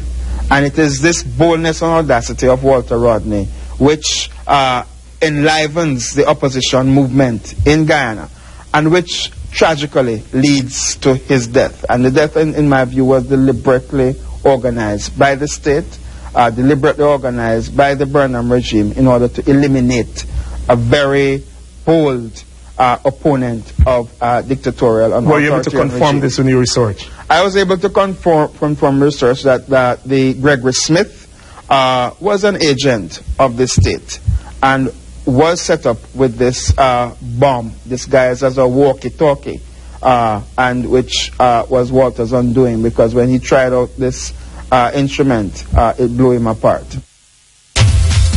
When America wants to know what's happening in the Caribbean diaspora, friendly game, and like clockwork, we working people generally, and he was making a challenge to them. And this is the whole purpose of the energy he put into political education, the energy he put into giving them the confidence that they could take on the agendas of transformation. because the promises made to them by the political class that had emerged were promises that would founder on the class interests of the middle strata that was emerging in the Caribbean, and who were using the state as a basis for their economic consolidation. Who are some of the influences on his political thought? Well, I would say that one of the key influences on political thought was C.L.R. James. And C.L.R. James, Walter had a great deal of respect for, and was part of C.L.R. James's London study group in the mid-1960s. And C.L.R. James followed Walter's career throughout, corresponded with him. They had their differences, but I would put C.L.R. James as one of the critical Caribbean intellectuals. But I also mentioned another important Guyanese influence on Walter Rodney, and that is the late great mathematician and Africanist scholar Norman Cameron, who was one of Walter's teachers at Queen's College in Guyana, and who tends to be ignored. He's not well known, but he is a great classic scholar, a great mathematician, a great knowledge. He has great knowledge on African civilizations, and certainly that helped to shape Walter Rodney's early thinking on some of these topics. As we come to the end of the 20th century, the Caribbean and the rest of the developing world face a strong challenge to their very existence as independent sovereign states. In the course of meeting this challenge, the working people are as vulnerable as never before. Globalization, structural adjustment, ethnic and racial competition. The doom varies, but the story is the same. It is at times like these that we must call upon the best in us to guide and inspire our struggle. In this regard, Walter Rodney is more relevant today than ever. And Dr. Rupert Lewis has given him to us in the form of a brilliant book, Walter Rodney's Intellectual and Political Thought. As a disciple of Rodney and a believer in something called the Caribbean Nation, I highly recommend this book. Until the next time, I'm David Hine, thanking you for tuning in to yet another edition of Carib Nation. And remember, as always, our motto of this program is what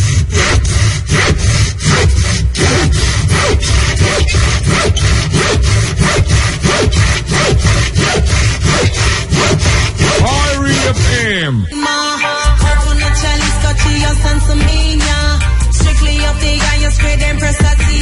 Yes, this is the cutting edge, you know. It was Monday we went up to the South African ambassador's residence. They had a function up there celebrating their 20th anniversary as a democratic state in South Africa. We know that South Africa has become part of what we call, it was BRIC, but now it's BRICS. What is BRICS? BRICS is a group of emerging economies, countries that has chosen to separate themselves from the normal, traditional marketplace and to carve out something for themselves. These countries are called BRICS, BRICS. It is Brazil, Russia, India, China, and now South Africa. And we get to understand that South Africa economy has shifted from being an Americanized economy into what we call now a BRIC economy, where this group of nations is coming together as emerging economical powers to do things that is outside of what we call the AU and the IMF and the World Bank and all these things. Cutting edge.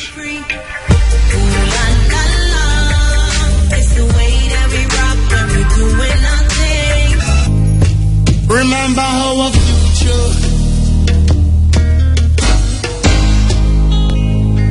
our highland future. Yes, Cutting Edge. Hello? Yes. Lion. Blessed man. When I was a student this but not lie, every time I play that song, I burn scared of one different vibration come over and like seriously, the man really sell you out one different kind of way. That's why I played continuously. And I don't want to stop playing. As I say, when I was a student this. Alright, sir. I'm a 10-year-old. You're serious? Yeah, man.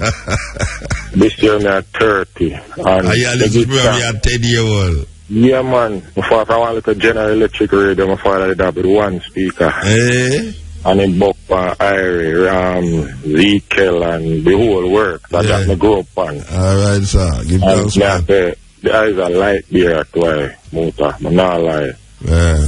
I grow up Rastafari, but I never feel, let me go me here and be free and farm till last year when you come on with cut down step there. Okay. Yeah, man. Right now. Change up the whole thing. The whole thing. I plug off of Babylon. I look for my car, I look for my pop chow, I look for my meringue tree, I look for all peanut, banana, plant, pop chow, okra in a 1 year in a lion. Yeah. And I give thanks. You know, so when me hear them things, you know, it make me feel stronger too. It's like how me make you feel strong. Connect to earth one kind of, you see even last week before last, Dr. Sebi. Yes. Yes. All up, me stop eat fish, come here and say, hold on. But me eat a bungalow pop chow look while, and me feel the life going on my body inside, and me feel cool. A green food, you know. Green food, yeah, life man. food. Chlorophyll and things. Yes, man. No, let me give thanks because you know, as me I say, anytime you hear them things, they me feel strong to, you know, for go on and continue. You understand? I said, don't stop, don't stop. Me no want I stop right now. Me afraid I go for 1 week. Me not class. This time. 1 week you here. 1 week. That's a 1 week you here. Right, yeah, I know. A 1 week you here. Lion give Queen Mother. Yeah, when you bring her back Queen Mother. But a long time I don't hear from her. You know, then she come to Jamaica, she must check, but a long time I don't hear from her. We need a connection back with her. Because that lady, they put me on a part where right now, me give thanks. Thanks. Like me say, Lion, me listen to you religiously. Like me say, a class time for me. Alright, so give thanks, man. Wednesday night, put on me greens. Me cook late Wednesday. Yes. To me, that coming like attack under the tree. You know when you die, you and class down and reason under the tree, that's a stepping razor. So we involve a lot more in other reason there. More different people talk about current affairs. Yes. That's how we push it. You see, Cutting Edge, a class. Yes, teaching. I did it a long time, for 20 years it did it. You know, you say, man, I'm not lefty, man. I'm not lefty. Alright, give thanks, brethren. Give thanks. Give thanks. You're Lion. Bless up. Please don't sell out. My island don't sell out. No. My island don't sell out.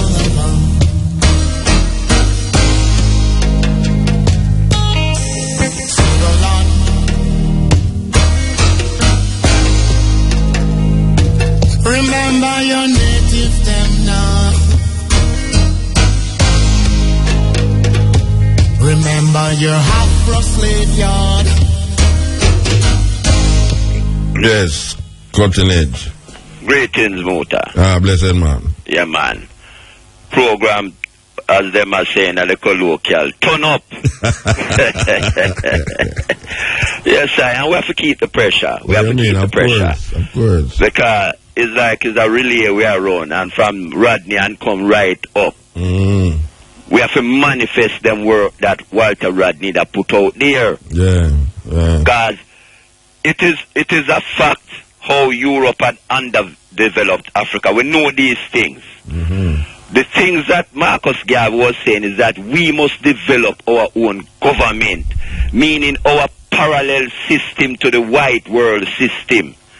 You see, the system of money we them are use now, it was conceptualized in 1946 after the Second World War. And in it, they had what they call the Bretton Woods system. You know, and these things, is available, you know. We can read about it, how Jamaica joined the Bretton Woods system. That is the system of money that control the world. Yeah. And these are the things that they use from them time that the IMF was brought into being. And there's no way we stay in that system and can prosper. And it shows you all of the countries, even European countries, will go under the IMF system. None of them have come out successful. None of them. Not one. None. So it's an illusion when Peter Phillips say, boy, we have to travel the whole length of this thing and pass the test them. It's nonsense. There's no way. But you know, that is what they do, you know, to make you pass test. It's like you take fencing. It's like tariff fencing. It's like you take watch out. You have to pass tests. Yes. Because what the country is going through now is madness. There is no way you can use paper to create more money that you can get yourself out of it. And even the taxation will not help. The only answer is the land, the production, and this is why they want to keep I from land. Yeah. Even Pinnacle, you know, is a serious thing with Pinnacle. When they want to move that land away from I to say, this land is legally yours. It's enough land them rob, you know. Them rob the land from the Maroon them, you know, because the Maroon them own the land from Falmouth to Black River, you know. Yeah, them cut it out. Yeah, man, take away the beach part. Then them take away the whole of them land there, you know. Yeah. One, the bowlers in a St. Catherine again, you know, is another 5,000 acre property with them steal. Yeah. And we see it happening over and over until the people rise up and know, say, listen, we must control the reins and the wealth in Jamaica. Bank of Jamaica did a survey and show, say, is 5% of the population control 95% of the wealth of the country. 5%. And the 5% they come back out of the same. When we are youth, we hear about the 21 family will run Jamaica. Yeah. That 5% represent that family. And that is where the wealth stay. Now, we have to look again now how they manipulate the people, you know. Every time you have the election come, it's the same big man get the two party their money, you know. 10 million for run election. 10 million to PNP, 10 million to JLP. Because them is not loyal to no party. They are giving equally that whoever win know that they must get them kicked back. Of course. Get back them 10 million. So when the 10 times 10. Yeah. So when the government contract them a run, it's them man, they get it first. When you look at Matalan, them say Matalan build the most house in Jamaica. Matalan don't build one house. It's I, the tradesman, them that build the house. Matalan get the claim. Take the claim fee and get the monies. Because all of them workers that will work on the house don't own a house. So it's them things that now we have to realize, say, we have to now create that transference of wealth from the few to the masses. And that is our work, you know, cut out where we, and when I say we, that's the Marcus Garvey People's Political Party, have to convert that transference of wealth into the hands of the people. And it's through certain form of reasoning, education, and as Walter Rodney said, the groundation with the people so that they can be aware of what is happening. So you've been having meetings around the island, Bridget? Yeah, man. On weekend, we go out to the country, man, and meet with the people and talk with them, man. Same groundation, man. Same vibes. Okay. No big political meeting and stand up on platform and them thing. Go up on the corner, go in the community, go up on the farm. Right now, we are develop a 5 farm. We are develop right away, you know. Oh, yeah? And we are name them in an African name, you know. Our farm name Ghana. Rasaimo, them have a farm, live up that a Zimbabwe. Which part of them farm are there? Right round the island. We have St. Thomas, St. Catherine. So where they pan it now? Where own have pan it now? Okra, callaloo, banana, plantain, coffee, portion of crops we have. Yes. Now, we want to develop the medicinal plants now. So we have 200 seedlings of the moringa. Because we know that health is one of the greatest things. Greatest wealth. Health is the greatest wealth. Thank you. Because we know that health is one of the greatest things. Greatest wealth. Health is the greatest wealth. Thank you. We see the Minister of Health just allocate $2 billion for fight cancer. Now we are talking about the preventative medicine. Yes. Them are wait till you get sick, then them fight it, you know. Yeah, talk about prevention is better than to cure it. Thank you. Preventative medicine. So we are going to put in these nutraceuticals that you don't get the cancer. Yes, yeah. So these are the levels where we're depend. One other thing I'd like keep reminding the people about the name change in ceremony that we want to know. We have for the 100 years of the UNIA, we want 100 persons with a name change in ceremony. Yes. It will take place. I think tentatively we have the medallion hall. Well, I am endorsing that, you know, because, you know what, from the beginning, we did get out African names from this program. Yes, from them time there. We call it African names for today's children, and we always remind people that if you have any young youth who is under 20 or 20 and have an African name, more than likely is this program name him. Yeah, man. Well, you know? I have done some survey because, you know, as a JP, I sign a lot of documents and a youth come to me with an African name. I'm say, where you get that name there?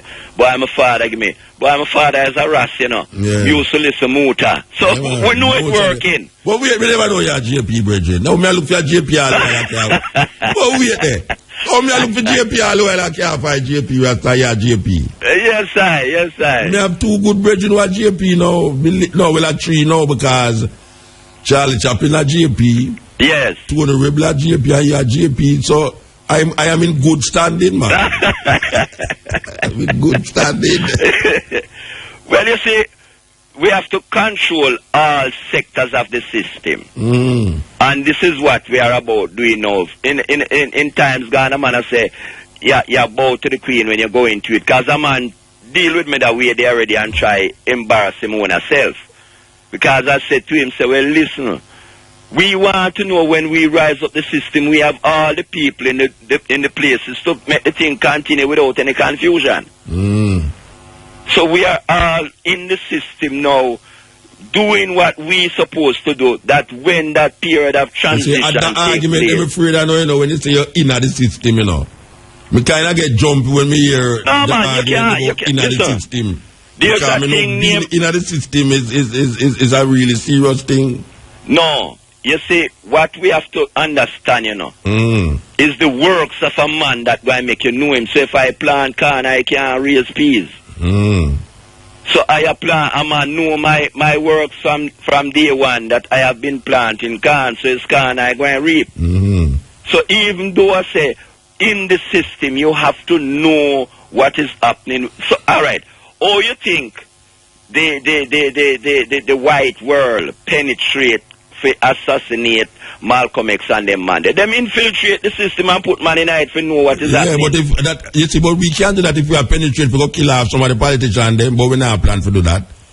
If we don't plan to do that now, then we infiltrate the system.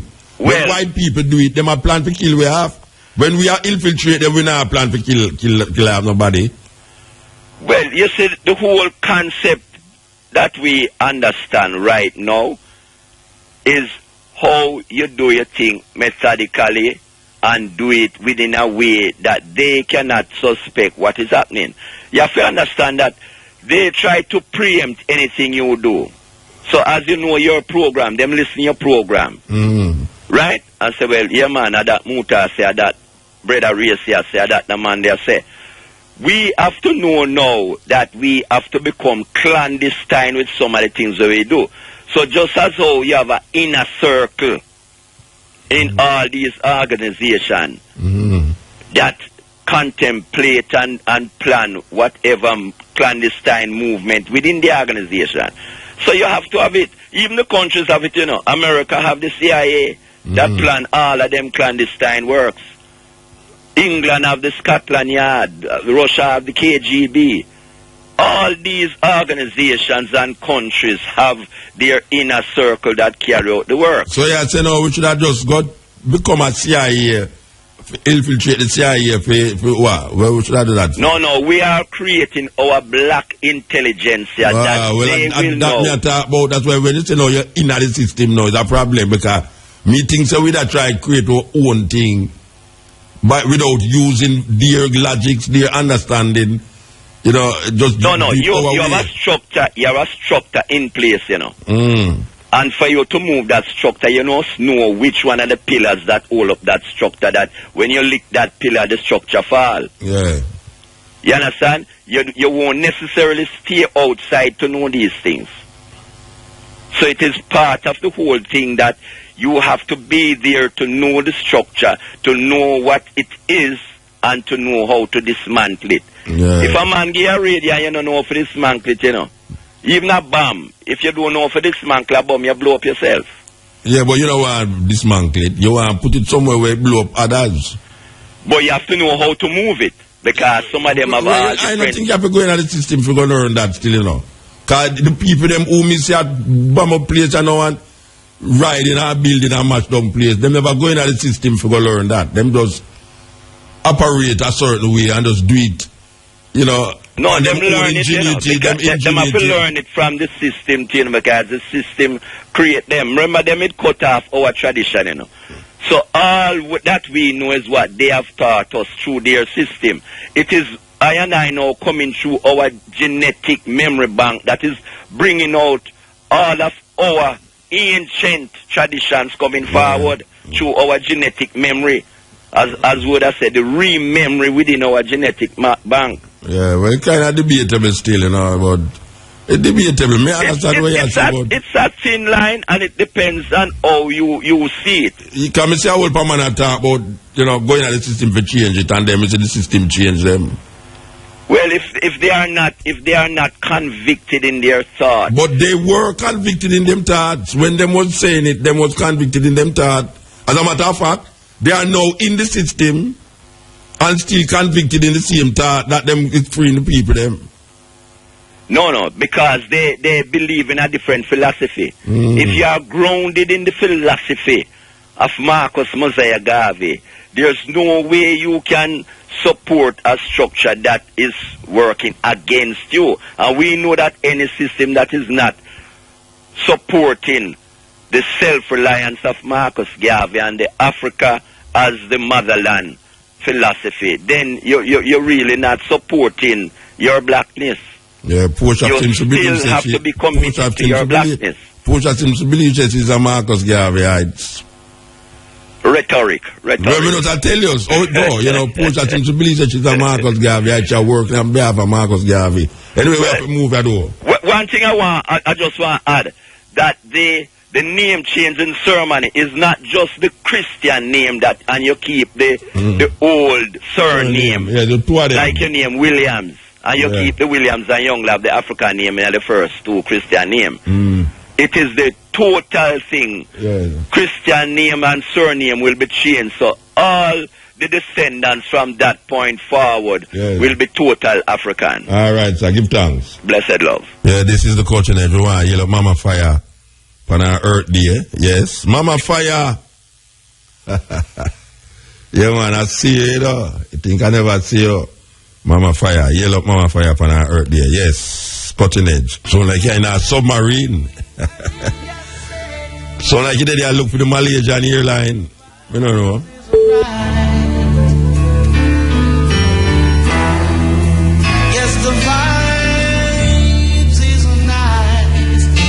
You are listening to Mutabaruka. I'm going to start this video off with a quiz.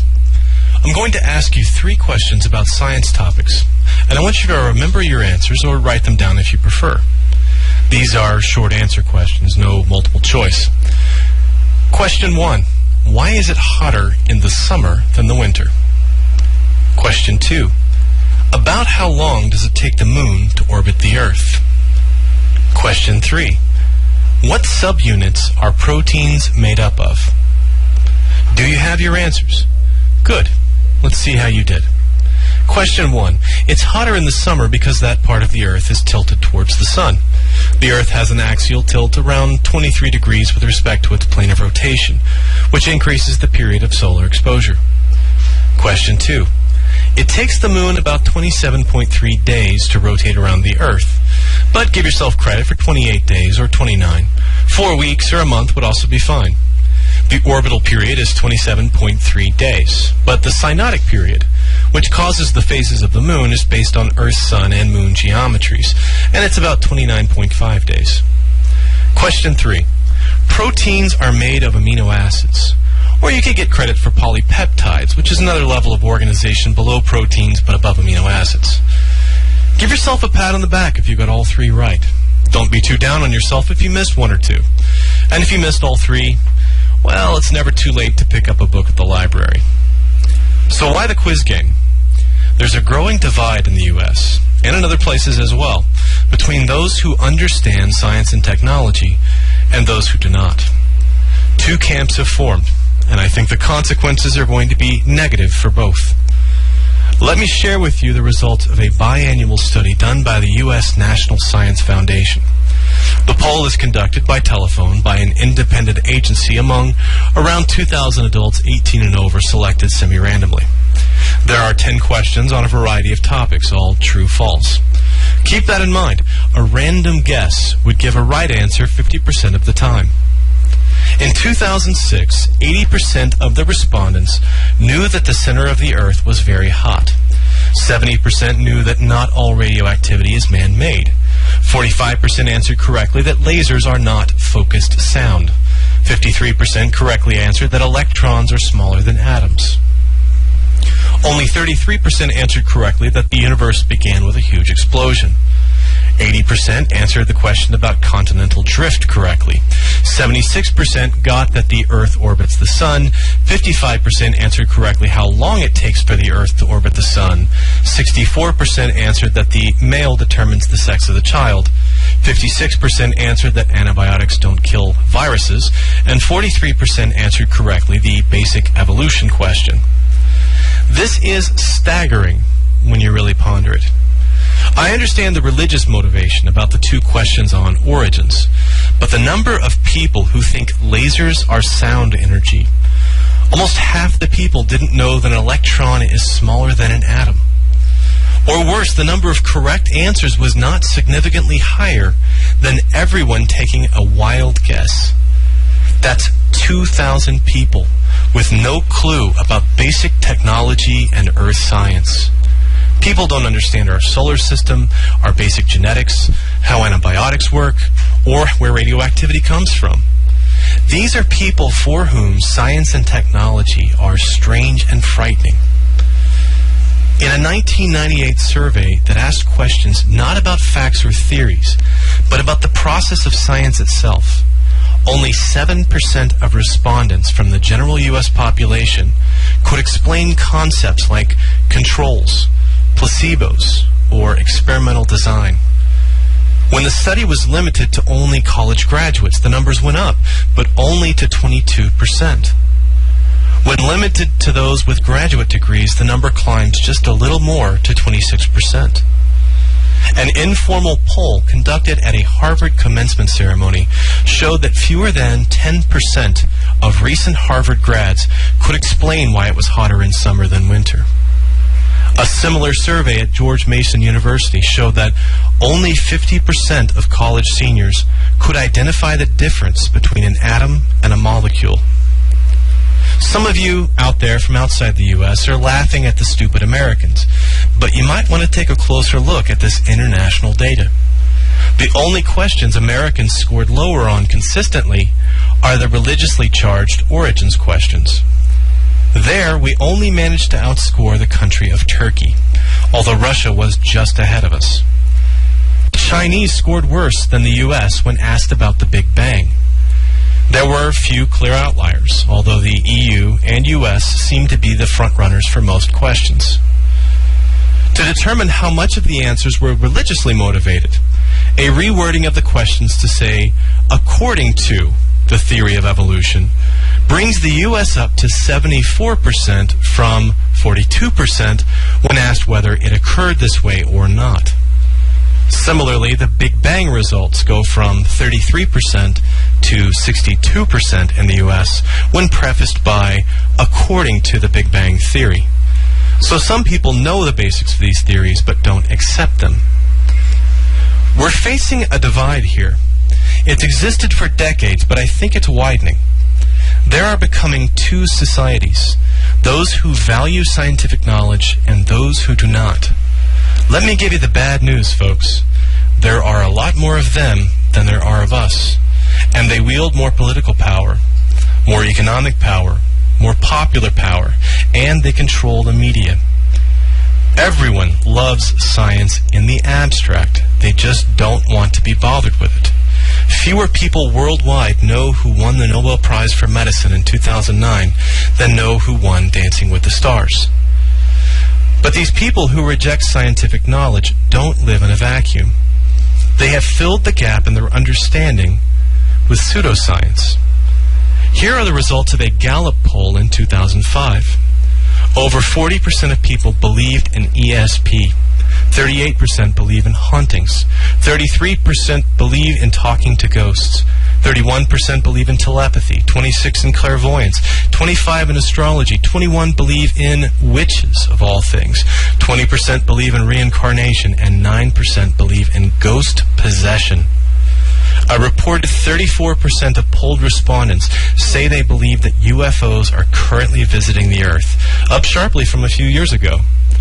An unscientific survey by British newspaper The Daily Mail reported that of 3,000 British people, 58% believe in a supernatural world that included paranormal phenomena such as ghosts and ESP. In place of science, these people have pseudoscience to provide explanations for the natural world. I want to draw the lines out using two terms in a very specific way. On one side is science. I'm not talking about colored liquids and test tubes here. I'm talking about an evidence-based methodology that has mechanisms for self-correction, that is constantly self-critical, that demands proof based on reproducible observations. This includes technologies that can be demonstrated to work and evidence-based approaches to problems. Microchips, space travel, and biotech, yes, but also academic historians, serious scholars of literature, law, or government, any logical approach to the natural world or social sciences. This does not exclude all religious belief, but it does not include fundamentalism of any sort because of its absolute reliance on Scripture. On the other side is what I will call lore. I'm using a very specific definition here, pertaining to the body of knowledge passed down as legend and folk traditions. The lore of a people are beliefs and stories that are not known to be true, but generally believed nonetheless. Common law, natural medicine, folk remedies, creation myths, anecdotal recollections, holy scriptures, popular rumors, and superstition. These are things that are no longer based on facts, but on intuition, oral tradition, or a sort of folk philosophy. There's nothing wrong in lore by itself. It helps to bind a culture together. It's when it substitutes for actual evidence, when it outcompetes or interferes with a scientific approach, that we run into problems. Yeah, this is the Cutting Edge on RFM. Yes. Blessed. Blessed, man. Yeah, man. Boy, sure, really powerful in the night, in the morning, man. Yeah, man, you're real. When you got you, man, you got you hard, man, I tell you. I can't sleep, man. You can't, listen to me, I said, man, and then me hear you say you got till 3. Yeah, man, we are going right till 3. Straight till 3 we are going. Straight till, yeah, man, the tune, me I tell you, say, the law of attraction is that thing, you know, say, from me I play the holiday Monday night, me I try call through, you know. I'm on here. Yeah, the tune you start with since night, man, me I tell you. I say, I wonder if Muta would have played that tune there and I segment on the show there. Which one of them you are talking about? Bagaboo, man. Clancy, man. Oh, Clancy Clothes. Yeah, Mr. As me hear you play, I drop asleep and jump up by that too long. You serious? No, man, I'm serious, man. From the tune put you to sleep? Me say, man, from the Monday night you play the tune, them, man, more you play it, man. I hear you play it since night, me I say, yeah, man. Yeah, man, Muta up him collection stay away. Yeah, man, your collection stay away, man. You know which bridge that talk to you, though? No, you have to tell me which bridge you got. Yeah, man, I mean, the show about the herbs thing in the last year. The last week, me and the bridge that talk about that thing, you know. Yeah, man, last week, me and him talk about that thing. Tell him, say, it look like him soon get free up, you know. Send him £2,000.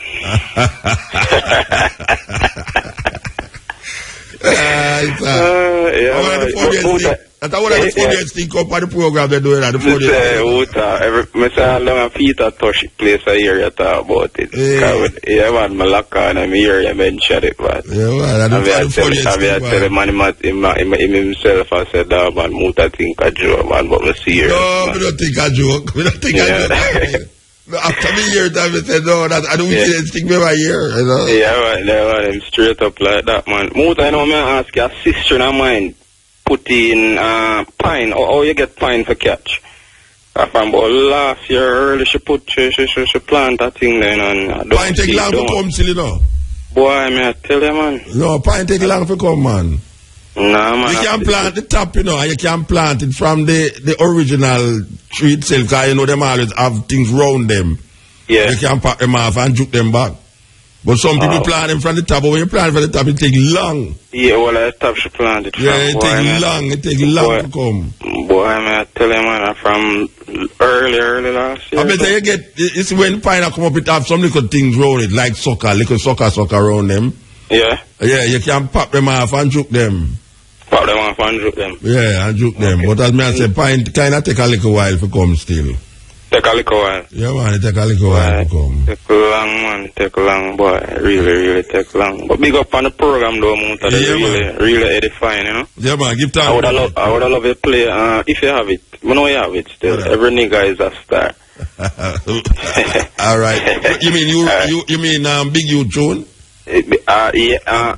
One of the version, them. Any one of the version. All right, sir. All right, Muta, give thanks. Yes. Pine. Serious thing that.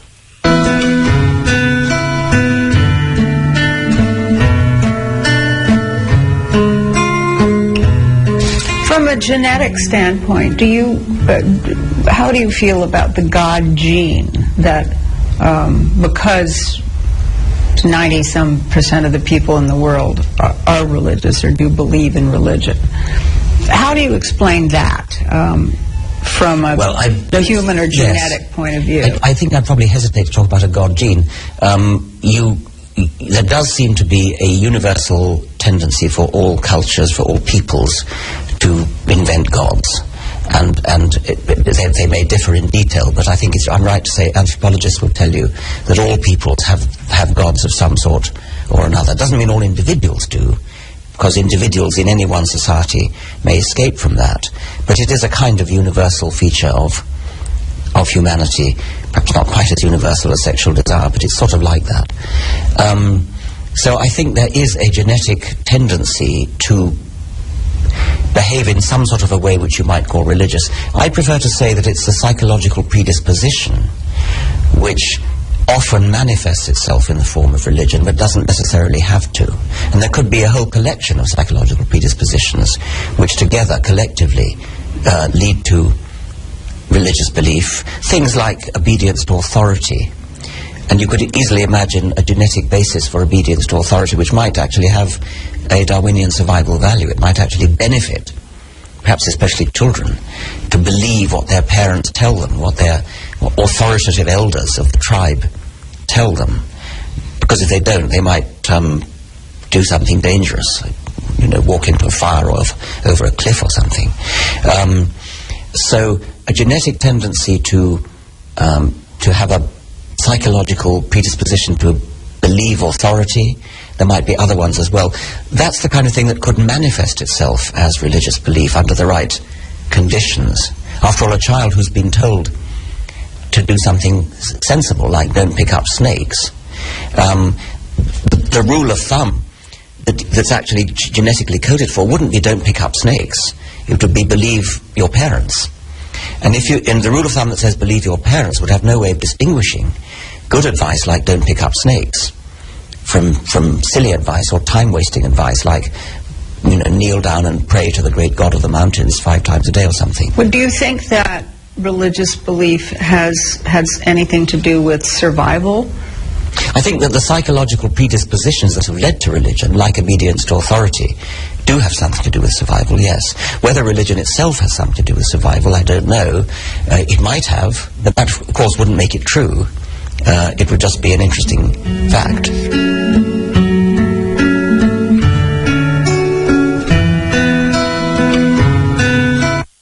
It seems to me that to say what I've just said, which is that I can't know that there's no God, but I think it's the same as fairies, that's a sort of cautious thing to say. I'm not saying there's definitely no God, but the arrogance of a religious person who just knows, not only knows that there's a God, but knows it's this God, it's the Christian God, it's the Trinity, and the Virgin Mary was born of a virgin. I mean, they've got it all written down pat, and they've got absolutely not a shred of evidence for any of it. That's arrogance.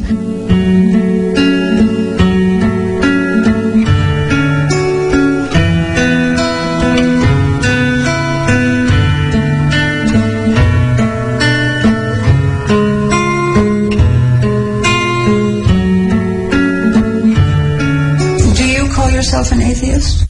Yes. What does that mean? Well, I think it means, it could be taken to mean somebody who's absolutely convinced that there is no God. And that would be going too far for me because I'm not absolutely convinced that there are no fairies. But I put gods in the same category as fairies. There's an infinite number of things that you could say, well, you can't disprove that. But you don't waste your time saying, oh, well, I'm agnostic about fairies, I'm agnostic about unicorns. You say, until somebody comes along with a good persuasive reason to believe in fairies or unicorns, then I'm not going to waste my time believing in them. And that's the sense in which I would call myself an atheist. I'm an agnostic about gods in the same way as I'm agnostic about fairies, which means that for all practical purposes, since I'm also an a-fairyist, I'm an atheist. Often atheists are accused of being arrogant and sort of overly aggressive. We're strident. You can't use the word atheist without preceding it with strident. We're always strident. I treasure Julia Sweeney's anecdote, the actress who does a one-woman show called Letting Go of God, I think it is. And she's describing her gradual escape from the Roman Catholicism of her childhood, and she finally did escape, and she called herself an atheist, and this got into the papers. And her mother rang up in a sort of panic and said, well, I don't mind you not believing in God, but an atheist?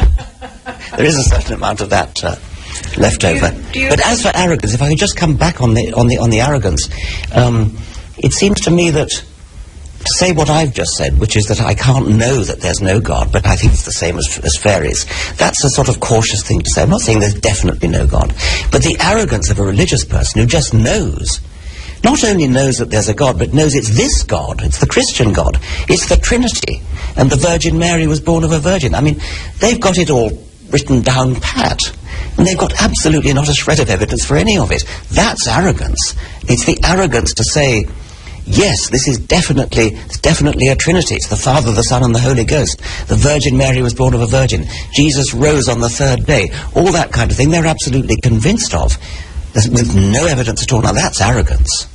When you have a problem, when something, and I just assume since nobody gets a pass, that you've had crises in your life, yes, that you've had suffering in your life and pain, what gets you through when you don't have a God or a faith to turn? Well, first of all, there's no obligation for anything to get you through. I mean, maybe nothing gets you through, and I wouldn't put myself in that category. But even if I did, that wouldn't be a good reason to believe in God. I had an Australian friend who said he was trying to explain why it is you see so many old people in church, and he said, cramming for the final. What gets me through? I mean, friends, the good fellowship, the arm around the shoulders, the comfort of real human companionship, the sympathetic look in the eye, the sympathetic smile, the squeeze of the hand. These are all immensely important. These are real, solid, warm human beings, not imaginary friends. Have you ever felt a transcendent moment in your life? Frequently, yes.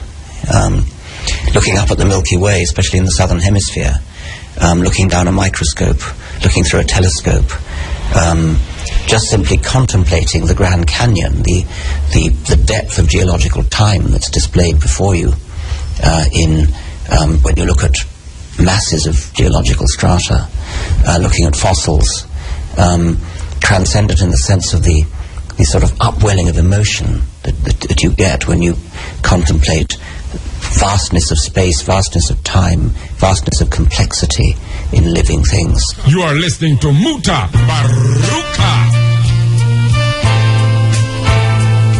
Well, the Virgin has every nigga that star, but we are playing the original version.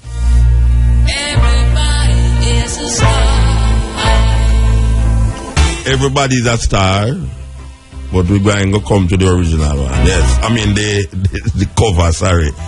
Yes, cutting edge. Give thanks to life and keep off life. Only your next student, them listen. All right, sir. Give thanks, man. DJ Kev. Yeah, man, I know you, man.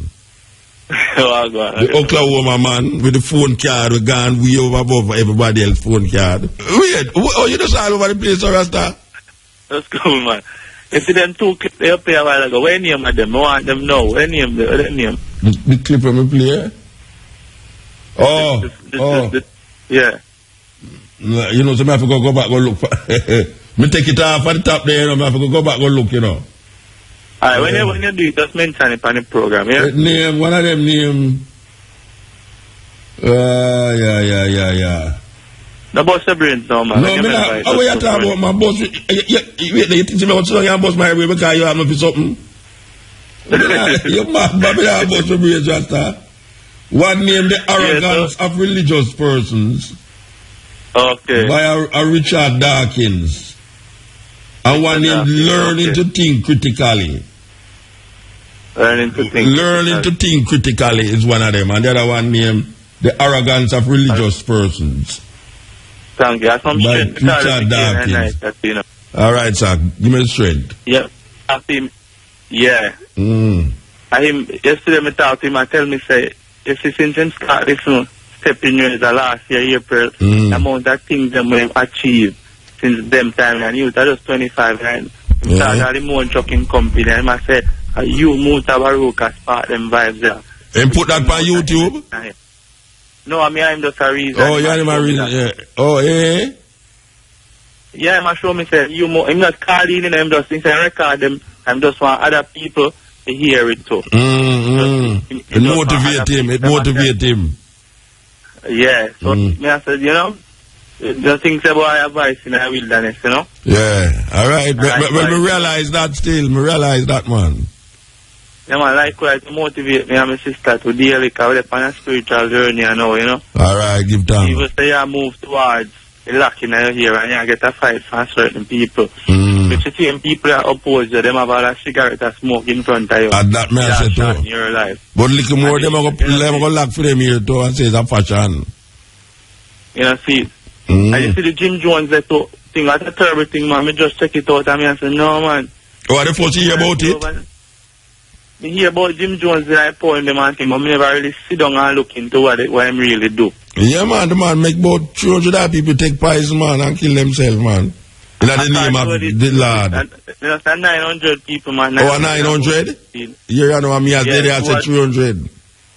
And 276 were children. Yeah. Pull it up every dead body laid down. Yeah, man, that's serious thing in a Guyana, man. Him just call all of them in the name of Jesus, man. Because I'm going down there in the name of Jesus, you know. And them get the people them so wind up and hook like up, brainwash. Missionary. Yeah, man, that them just take the poison and just commit suicide, man. Yeah, time I say like them all come kill all the children them and this are the only way. Yeah, them can't escape. Cyanide, they don't have next poison. Yeah. Yeah, man, that's serious thing, that, man. Yeah, man, that's why we mentioned it in the poem. But I guess nobody now. At university, this one we are listening to cutting edge, you know, man. Yeah. University, because everything we are write down and we check out the operation now too. There was the next serious thing again, man. Why you not easy? You know, everything you put there. Every car is there no much. You have to get there. You talk, people think I lie, I tell you know. Yeah, we say you got to check out the operation now and say the man them set up something for Castro unbelievable. Yeah. Them did a plan for kill them own people, you know, for spite Castro, you know. Yeah, that me I say too. Yeah, man. What's that thing? Alright, now me print them off and me I say, me I go have them in my camp, police or see me, go like say, wait. What kind of plan something? You never know, say, them did have a thing, them, this Tuskegee experiment. You ever hear about the Tuskegee? Yeah, I know that in Alabama. Where them inject 300 black people with syphilis. With syphilis. And I create experiment for them. And it's a woman find out, you know, and bust it out, you know. That years after in the 90s there, when Bill Clinton come apologize for it. Apologize. After the people them done that. Yeah, man. And then them have a next one where them use so, like in a East LA there, them use so carry like a van load of gun in the ghetto and just left the van in at the middle night, and when the youth them come and see the van in the morning and open it, appear gun in there. And so them distribute gun amongst the youth them. By left a van load of gun in the area. Yeah, man. Them used to do that, man. To break down and cause political unrest. Yeah, man. Some different. Yeah, so that them do in a Watts and all them place. Them do them thing in a Watts. In a East LA, them places where you find, and in a San Francisco, Oakland. Yeah. Yeah, man. Them just drive a big 15-seater van in there, full of pure gun, man, and left it there, man. Every youth get a gun, that's all. To shoot one another. I tell them, man. So I check out the thing then. Before me go, me have a friend, me I try to get her to log in on the cutting to work over you take the Yannick 1000. I tell her to call her name for she listen to radio. Your name, the sound like me book up the name there already somewhere, you know. Yeah, I said, me don't listen to radio, you know, we can't listen out there, so me call the name, you better listen next week. Alright, alright, sir. Alright, tomorrow, look more we accept. Hey, the morning, give one extra hour on cutting edge, you know, 4 o'clock, you come off. Cutting edge? No, at 3 o'clock. No, man, that next hour, man. No, me can't put on no clock. What do you think of my radio station, Rasta? What you talking about, man? I feel it. Alright, sir, give thanks. Yes, definitely, yeah.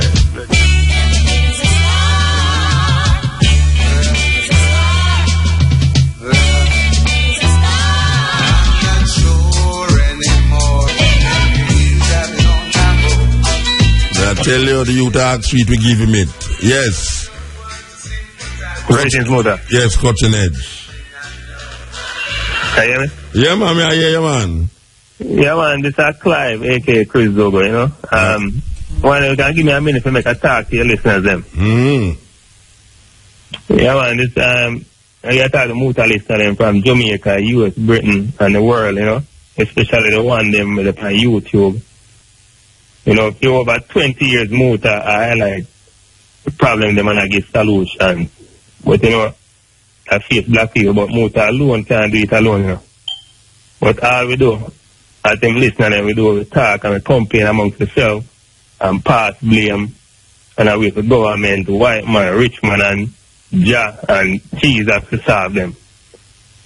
Black people, if you know, say, and a responsibility that other people solve them problem, you know. If you know, say, the man we have been put by your neck, now you take it off unless you lick it off and pump him in the face and step in a fin throat. Government are doing good, you know. Cause you see them a drive Pajero and the regular artists, them alright, cause them don't make it. And you see them a pop champagne, flat BMW, and a be a big mansion, but, you know, they not be no factory for employee, you know. The problem that I face working and poor class don't affect them. I can't believe how fool on be, you know, they are wait for same people who cause the problem to fix it. We complain about foreigner buy up Jamaica, but instead we buy up Jamaica, we buy up foreign goods. You don't know where no things say then get the money from. I see the money where no buy them goods then use back and come buy up Jamaica to use against you. We complain about Monsanto, but we shop at the supermarket all the time. And we don't even try to create our own supermarket. That we sell our own organic food. So we leave it up to them to solve our problem with them create. Marcus Garvey say, if you can't do what other races do, you know, you deserve to die. And that is exactly what happened to it right now. If you can't own the wholesale like the Chinaman, you deserve to stay poor and jobless. If you can't own the multinational like the white man, you will stay at the bottom of the political and economic system and beg IMF. If you can't own the big farm like Monsanto, you deserve to die from cancer and death of famine. Muta give you enough solution to your problem. But Muta, you alone don't have the money to solve a big problem, yeah.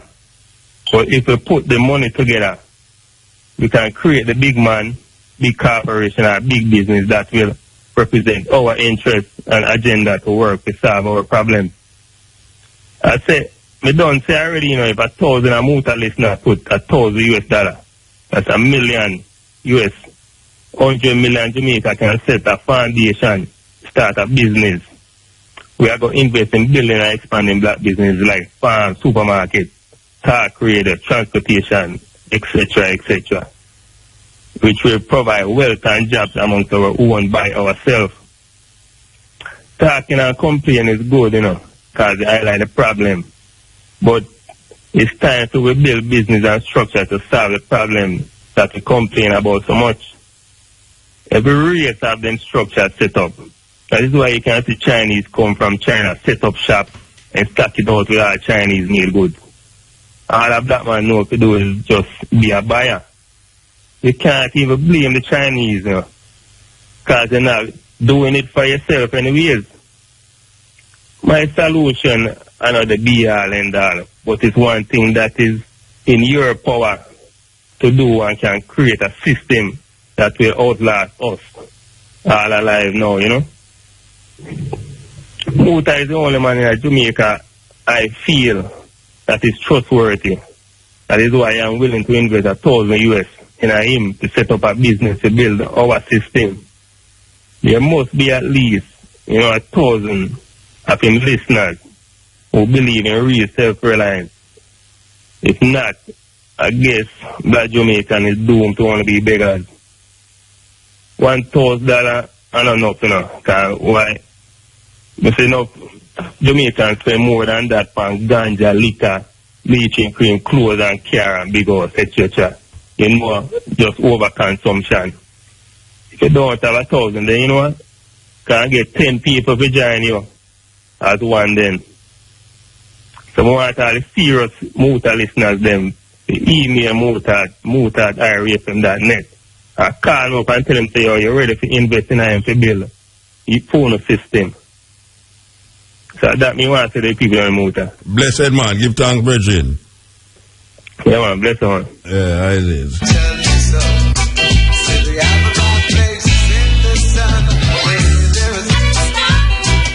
Yes. Yeah. Cutting edge. Yeah. Yeah, man, you there, man. Sankofa. Start my brethren. Yeah, we love what our brethren is doing, you know. We love it. Mm. Yeah. So, you can call me, you know. Yeah, man. Then we want to address that thing about the color thing, you know. The what kind of thing?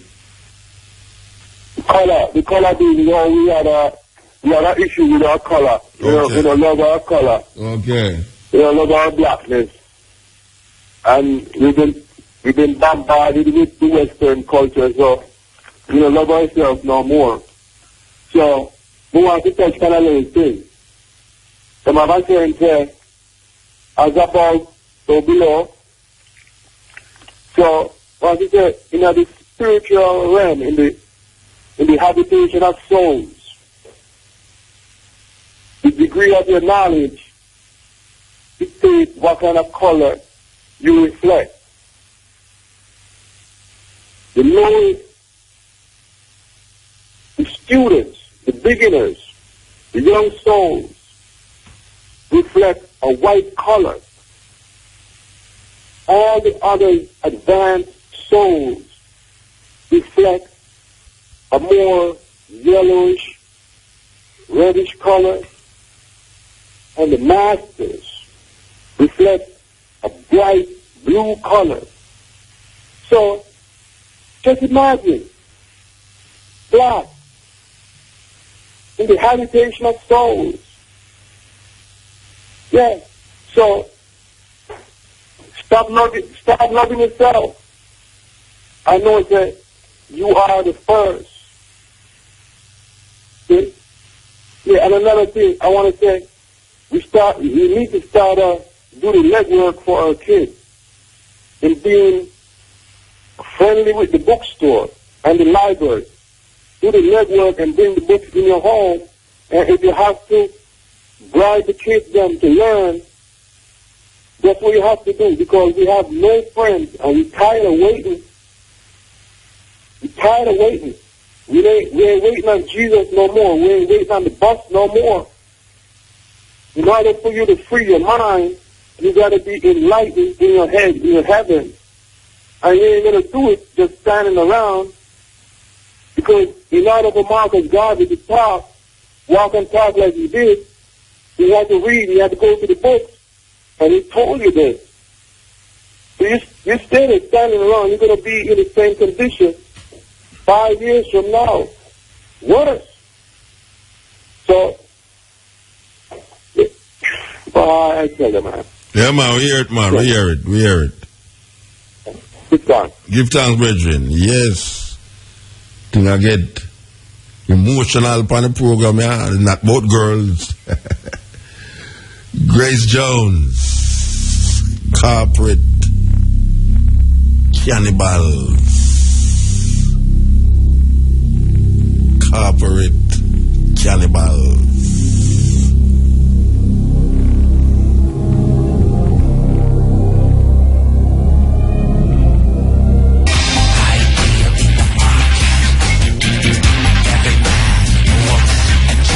Grace Jones featuring Sly and Robbie. Corporate cannibal. Digital criminal. What a tune. What a tune in the morning, yeah. Yes, cutting edge. We're gone over the time, I know it's 7 minutes past 2, but we are go 2 to 3. Yes. Yeah. What up? Yes, sir. Yeah, I have a couple of questions I want to ask you. Why, one time I have the privilege, a friend of mine was doing a show, and it was with the Mali, I think it was the Mali kids. I noticed everywhere they go, they burn frankincense and myrrh. What do you know the reason why? Well, frankincense and myrrh is a purification, you know. Frankincense is used well in Ethiopia. One time it was more precious than gold. Frankincense, you hear about the frankincense and myrrh, the gift for the wise men them give Jesus in the Bible. You know, in Ethiopia, at one time, frankincense, as I said was more precious than gold. It was a very important part of rituals, you know, where them use it for purify your house, purify your surroundings. You know, it's just something where people use. It's like people where you burn. It's incense. It's an incense, you know. So you can just burn it on a daily basis. Yeah, man. If you have enough, yeah. Well, me never run out of it yet. Me always have frankincense hammer. Okay. No, yeah, all right. Because I have it, but only things I know, like you can't drink it too, you know. Yeah? You can't drink it too. Really? The frankincense. Yeah, man, you can't drink the frankincense, man. Eh? Yeah, man. I never know that. What do you think frankincense is? What do you think it is? To be honest, I don't know what it is. Okay. It come off a tree, man. So how it get in that? Well, like, amber, you can't ask about amber to amber. You ever look on a mango tree yet? Yeah. And you ever chop a mango tree yet and see the stain drop and then it just get stiff. It get brown. Yeah, and it gets stiff. Like it can't. It almost crystallized. Yeah, me know where you're talking. Well, I saw them things they get crystallized. You know, amber, frankincense, all of them. Them get crystallized and stay that way there, get hard. But as I said, there was a big man. Where you hear them talk about Sheba, Solomon and Sheba and Sheba. But as I said, there was a big man. Where you hear them talk about Sheba, Solomon and Sheba and Sheba. Yeah. One of the things them that she travel with, for frankincense, for sure are wealth, you know. When she go to Jerusalem, according to them, the wealth that she had is where frankincense, the value of frankincense. In them era there, in Saudi Arabia and in Yemen, frankincense was big thing, man, like salt. Like if you go in a certain place, I know in Ethiopia, salt is still used as a trading thing, you know, like money. Yeah. And the next thing I want to ask you again is, see, like, how do you, I don't know, because it's like me, I meditate something, and I'm like, from what they may say, I'm wondering, like, how would you go about, like, get in touch with your ancestors in terms of a spiritual? I am my ancestor. Oh, okay. I am my ancestor, man. You hear me say that all the while, if you listen to me all the while. How I get in touch with my ancestor is that knowing and understanding the past and see how it relates to my future and my present. I am drawing from my past, my history. You know, as Marcus Garvey said, people without a knowledge of them history like a tree without root. Yeah. So we have to draw from that root and bring it forward here. So when you hear is my ancestor you listen to, because if it was my ancestor I wouldn't be here.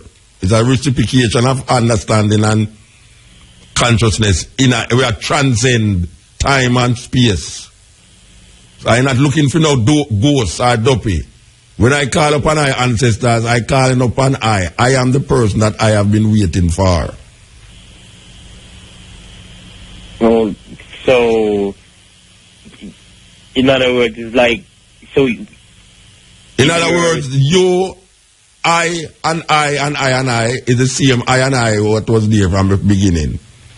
Oh, so it's just a continuing. Yes, there's not new here. Oh. What was is and what is was. It's just so. There's nothing new that is happening. It's like a 360-degree cycle. It just keep going round and round until you can understand it clearly. Then you jump off. You know, what I am doing now was passed down through my ancestral legacy. And I am just creating that space now for others recognize them ancestral legacy. You know, I don't look for Duppy. I don't look for another Marcus Garvey if he come. I don't look for a Moses or a Jesus or a whatsoever you talk about. I don't look for them things if he come back here, so. Because what they did is what I am supposed to be doing now. And greater too. Yeah. All right, you sir. Know, but yeah, me respect it, Muta, and you know, me I tell it, boy, Jano, it's like, but then at the USA, and you know, as much as me have to get up a man and all of them things like that, we are all ahead of you. Boy, me I tell it, say, you do a lot, and you know, that's why you know, say, you just keep the fire burning, and really appreciate it, man. Yeah, man. Give thanks. Give thanks. Yes.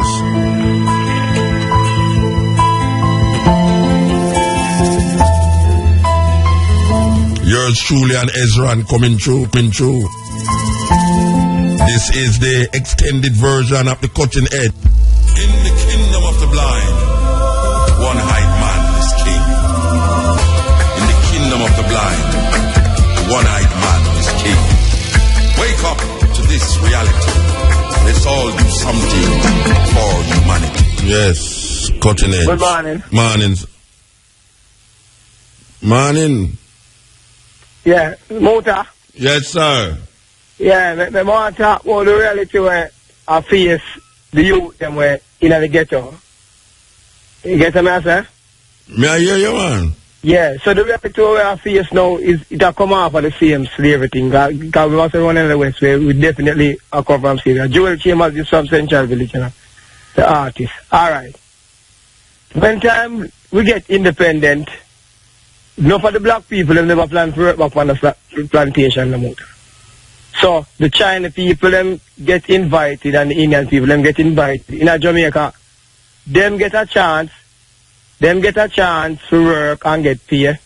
And when they work over, them can always go back at them yard, or them get them plane ticket to go back, or them get land if they're willing to stay. Black people never get that same way. So we still underneath the slavery after effect Muta by financial slavery. So the dollar bill a slavery, because when the people worry about the bills and all these things we have to pay, it's a financial slavery from the IMF and from the monetary fund that will lend the people their money to. So Muta, when you see a youth out of the ghetto really a try in best to come out, you have to do something creative. And when you creativity within yourself, you talk about yourself and you talk about the things that uplift you as a human. It seems like say you know if you have a voice, and nobody life is important than the other, because life is life. So we know, I say, it's a unity we need in terms of creating a job base. I hear a brother call it, I say we have to create something in order to earn. Because we talk about the problem and the problem faced every day. But we have to earn. We have to earn in order to get yourself out of this quagmire, to get land and all these things. I'm going to give thanks to the program I had the most as I say. Because out of them. Yeah, man, a good utterance, man. I say it affects deeply, so you have to creative. But when you creative as a ghetto youth, it seems like so you know if you have a voice and you know if you can talk to yourself. Yeah, well, we give the voice right for that program, yeah, that we do. Yeah, I'm going to give thanks. So you create them platform, yeah, and the years you do it. I mean, I listen over the years. I'm glad you get another extension of the program. All right, so do me good. Yes. So when me paint, me can listen it and I go through. So I give thanks for the extension. I said, I'm on your mind, me a month, yeah, man. All right, on 14. Take it, man. Take it. Yeah, your so own. I start celebrating from the first, you know. Left some for me, though. Left some of the month for me. Yeah, so I give thanks to the strength, Muta. Yeah, man. Give thanks, man. It still need the creativity for the youth, them, the job employment, creative. All right, yeah.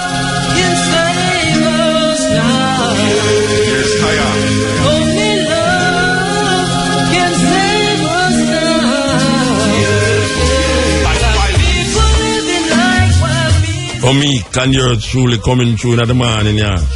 Yes, cutting yeah, man, Muta. We're still there, yes. Muta. Yes.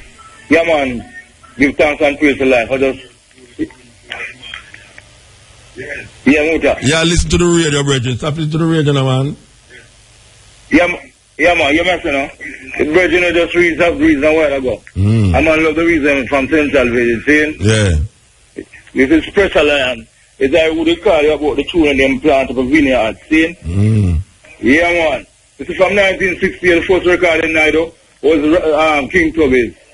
See? And a long time ago I wait and can't get a chance. If you believe in yourself, you think you can get what you want, right? Virgin, you listen to your radio, Rasta. I don't understand why you can't understand that. If you listen to your radio, it's going to confuse you. You understand? So you have to just work it out.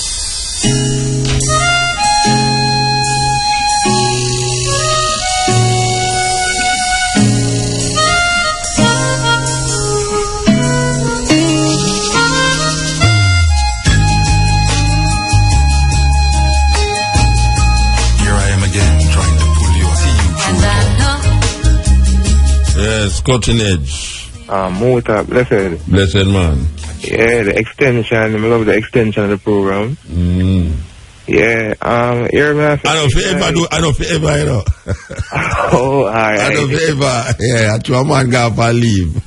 Okay. Yes. Because they know I wake up on me, I say, what wait? I'm still there. Yeah, you think somebody else play about yeah, come here, I say, what wait, you know. Come here, I say, boy, I'm asleep all the whole program. Yeah. You know, I'm just coming in tired, you know, just asleep. You know? Yeah. I'm always tuning still. Yeah, it's like, you know what I say, it's like being a vegetarian. It's like, it just make you look and it's like a thinking different, you know. It's like a think more compassionate. It's like it's like you just see the whole world in a different light. Of course. You know, because to me, when I eat certain like animal product, it's like it blocks certain energies. Yeah, well, you say animal and dead are dead, you know, and life alive, you know. And, yeah, you know. because it's like when I eat plant-based, you just feel vibrant, you know. You just feel energetic, and you just feel it's like you're just in your consciousness, you know. And you're just aware of everything. So how long now you gone vegetarian? You know what? From 2010 though. 2010, yes. Yeah, from 2010, and right now, I'm not even look back, I feel going strong. Yes. You know, because one thing, when I have a vegetarian still, it's like a lot of people ostracize you. Yeah. A lot of boy. Where you get your protein from? Where you get your protein from? That's the first thing they ask you. Where you get the protein? It's like protein. It's like protein will come from meat to them, you know. It's like if you don't go where you can get protein from meat. I'm always wonder. Yeah. You know, because to me, protein everywhere around. Yeah, man. You know, even the simple nuts, them. Yeah, avocado have protein in it, enough. Yeah, but it's like... Yeah, it's like the man, them make a big issue. You know, I make it become so complex. It's like, to me, it's like the more things simple, and the more they make it become complex. Yeah, simple things. That's simplicity in life. And life is complicated. You know, and some people who I tell you to, them supposed to be some scholars, you know. Yeah. Well, as scholars, that's what them name, you know, as scholars, you know. Scholars. Yeah, as scholars, you know. Yeah, man. Yeah, man. You talk, brethren. Yeah, man. Blessed. Yes. Yeah, man. As scholars, them name. You have to know that.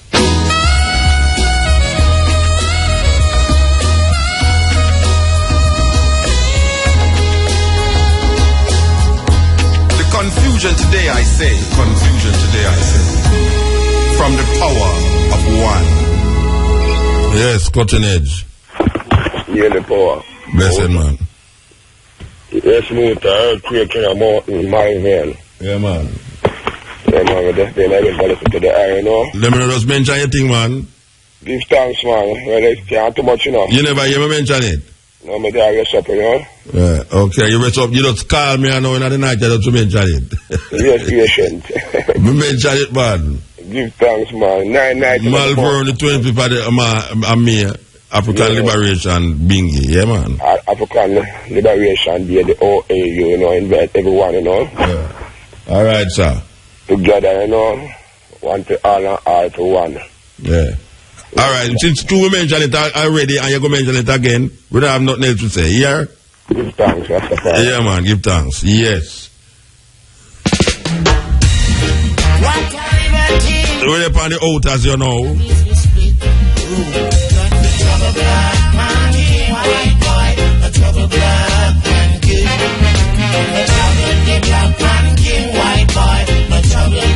Yes, cutting edge.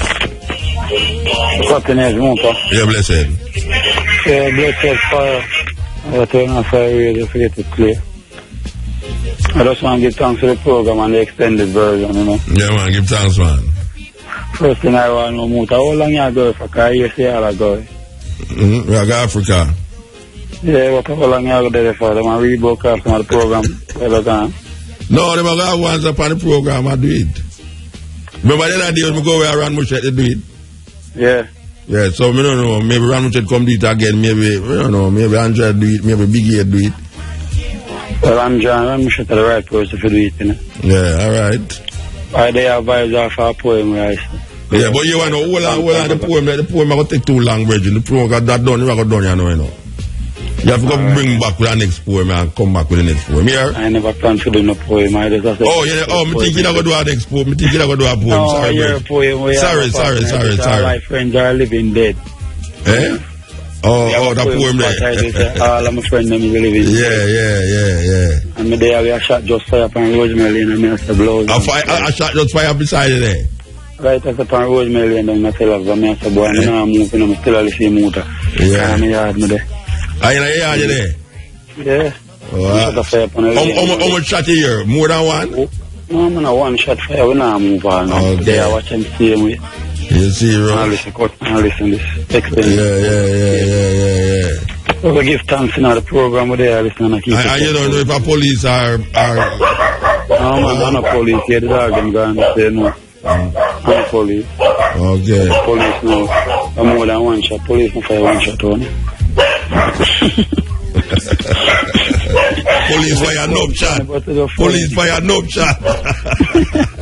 If you're so funny, but it's well, I chew them can't aim. You want shot find the man, but the whole heap of shot can't find nobody, so it don't kill anything. Some say black people have to go develop and build up yourself, but you know what black people have to go do? You have to go stop hate yourself and stop bringing down yourself, you know? That's what I say. Because the mind thing is going on, we have to kill off yourself, you know, for sure. That's what I say. And while we're there, talk about one build system and do all kind of thing. I say, a black man have a wholesale beside the whole heap of China wholesale, and believe you me, Muta. China man China prosper. wholesale them ram. China get prosper. space to get served. Yeah. And you want to see two local black people. Just sit down there and look for everything. They're not going to buy nothing from the local black man. That's and right, they're right beside of the wholesale and more time all cheap on the China people then. Yeah. Yeah, it's a conditioning, man. I'll tell you the conditioning with the next tune. And the next tune, I'm going to tell you the conditioning. Blessed man.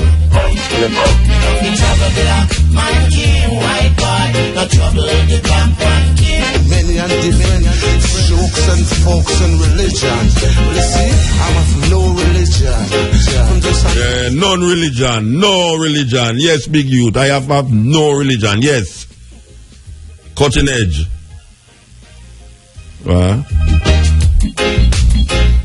Yeah, so we give culture, we give big youth, and now we give the diamond. Are we responsible for them junior, you know? Yes, are we responsible for them junior? Simple as they take it. Yes, cutting edge. Yeah, blessed love. Great program, man. Love the program. Give thanks, brethren.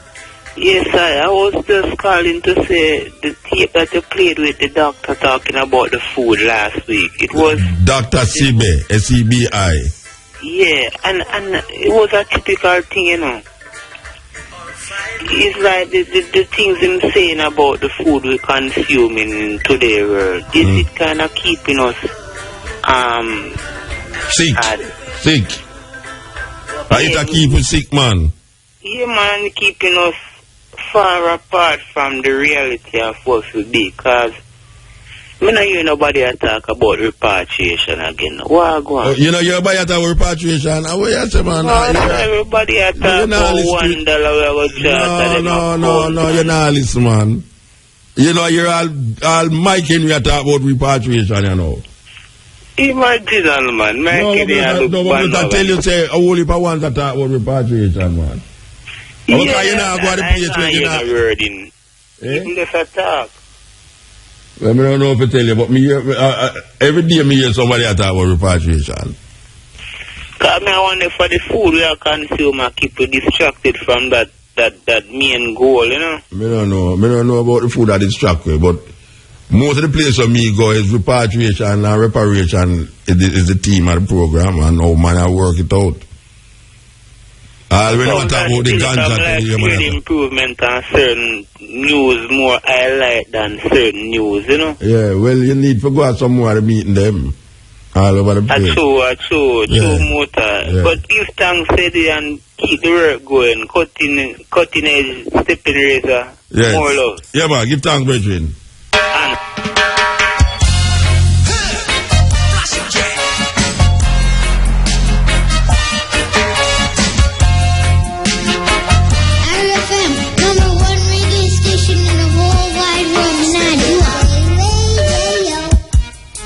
Stepping up, stepping up, stepping up, stepping up. Yes, stepping out. Yes, good night, blessings, man. Yeah, man. How you doing, man? I'm there, man. The bank withdrawal tax. Yes. Withdrawal. Yeah. Yeah. Them leak that now, you know, them leak that now. So we don't need to talk about that again. That done gone, you know, them. No, but you see, what I say bank withdrawal tax withdrawal. Okay.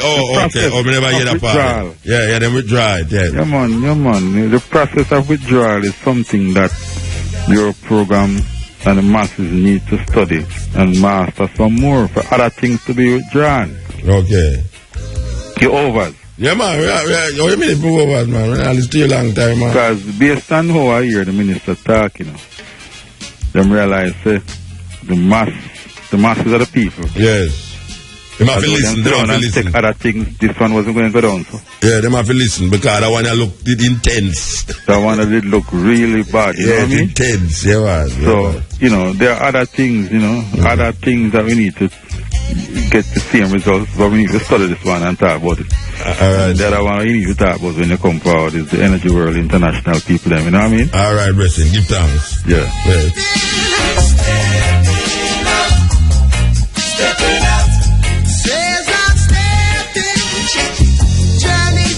Yeah, we say give thanks to the moment, give thanks to the time, give thanks to the energy. Give thanks to the extra 1 hour.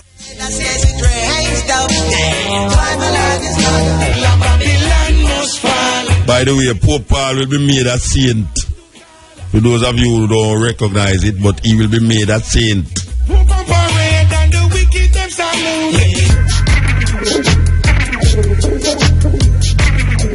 Yeah, so as we say, give thanks to the moment, give thanks to the time and the energy, you know, so we'll be back here at 2, from 2 to 5:45 with the stepping razor, the art of war. And we say Shane is in the house here now to carry it till 6 o'clock. The man called Shane, man. Shane, how do you feel to wake up your morning to come play music? Acho, what a time when you was a little boy. Now you're a big man.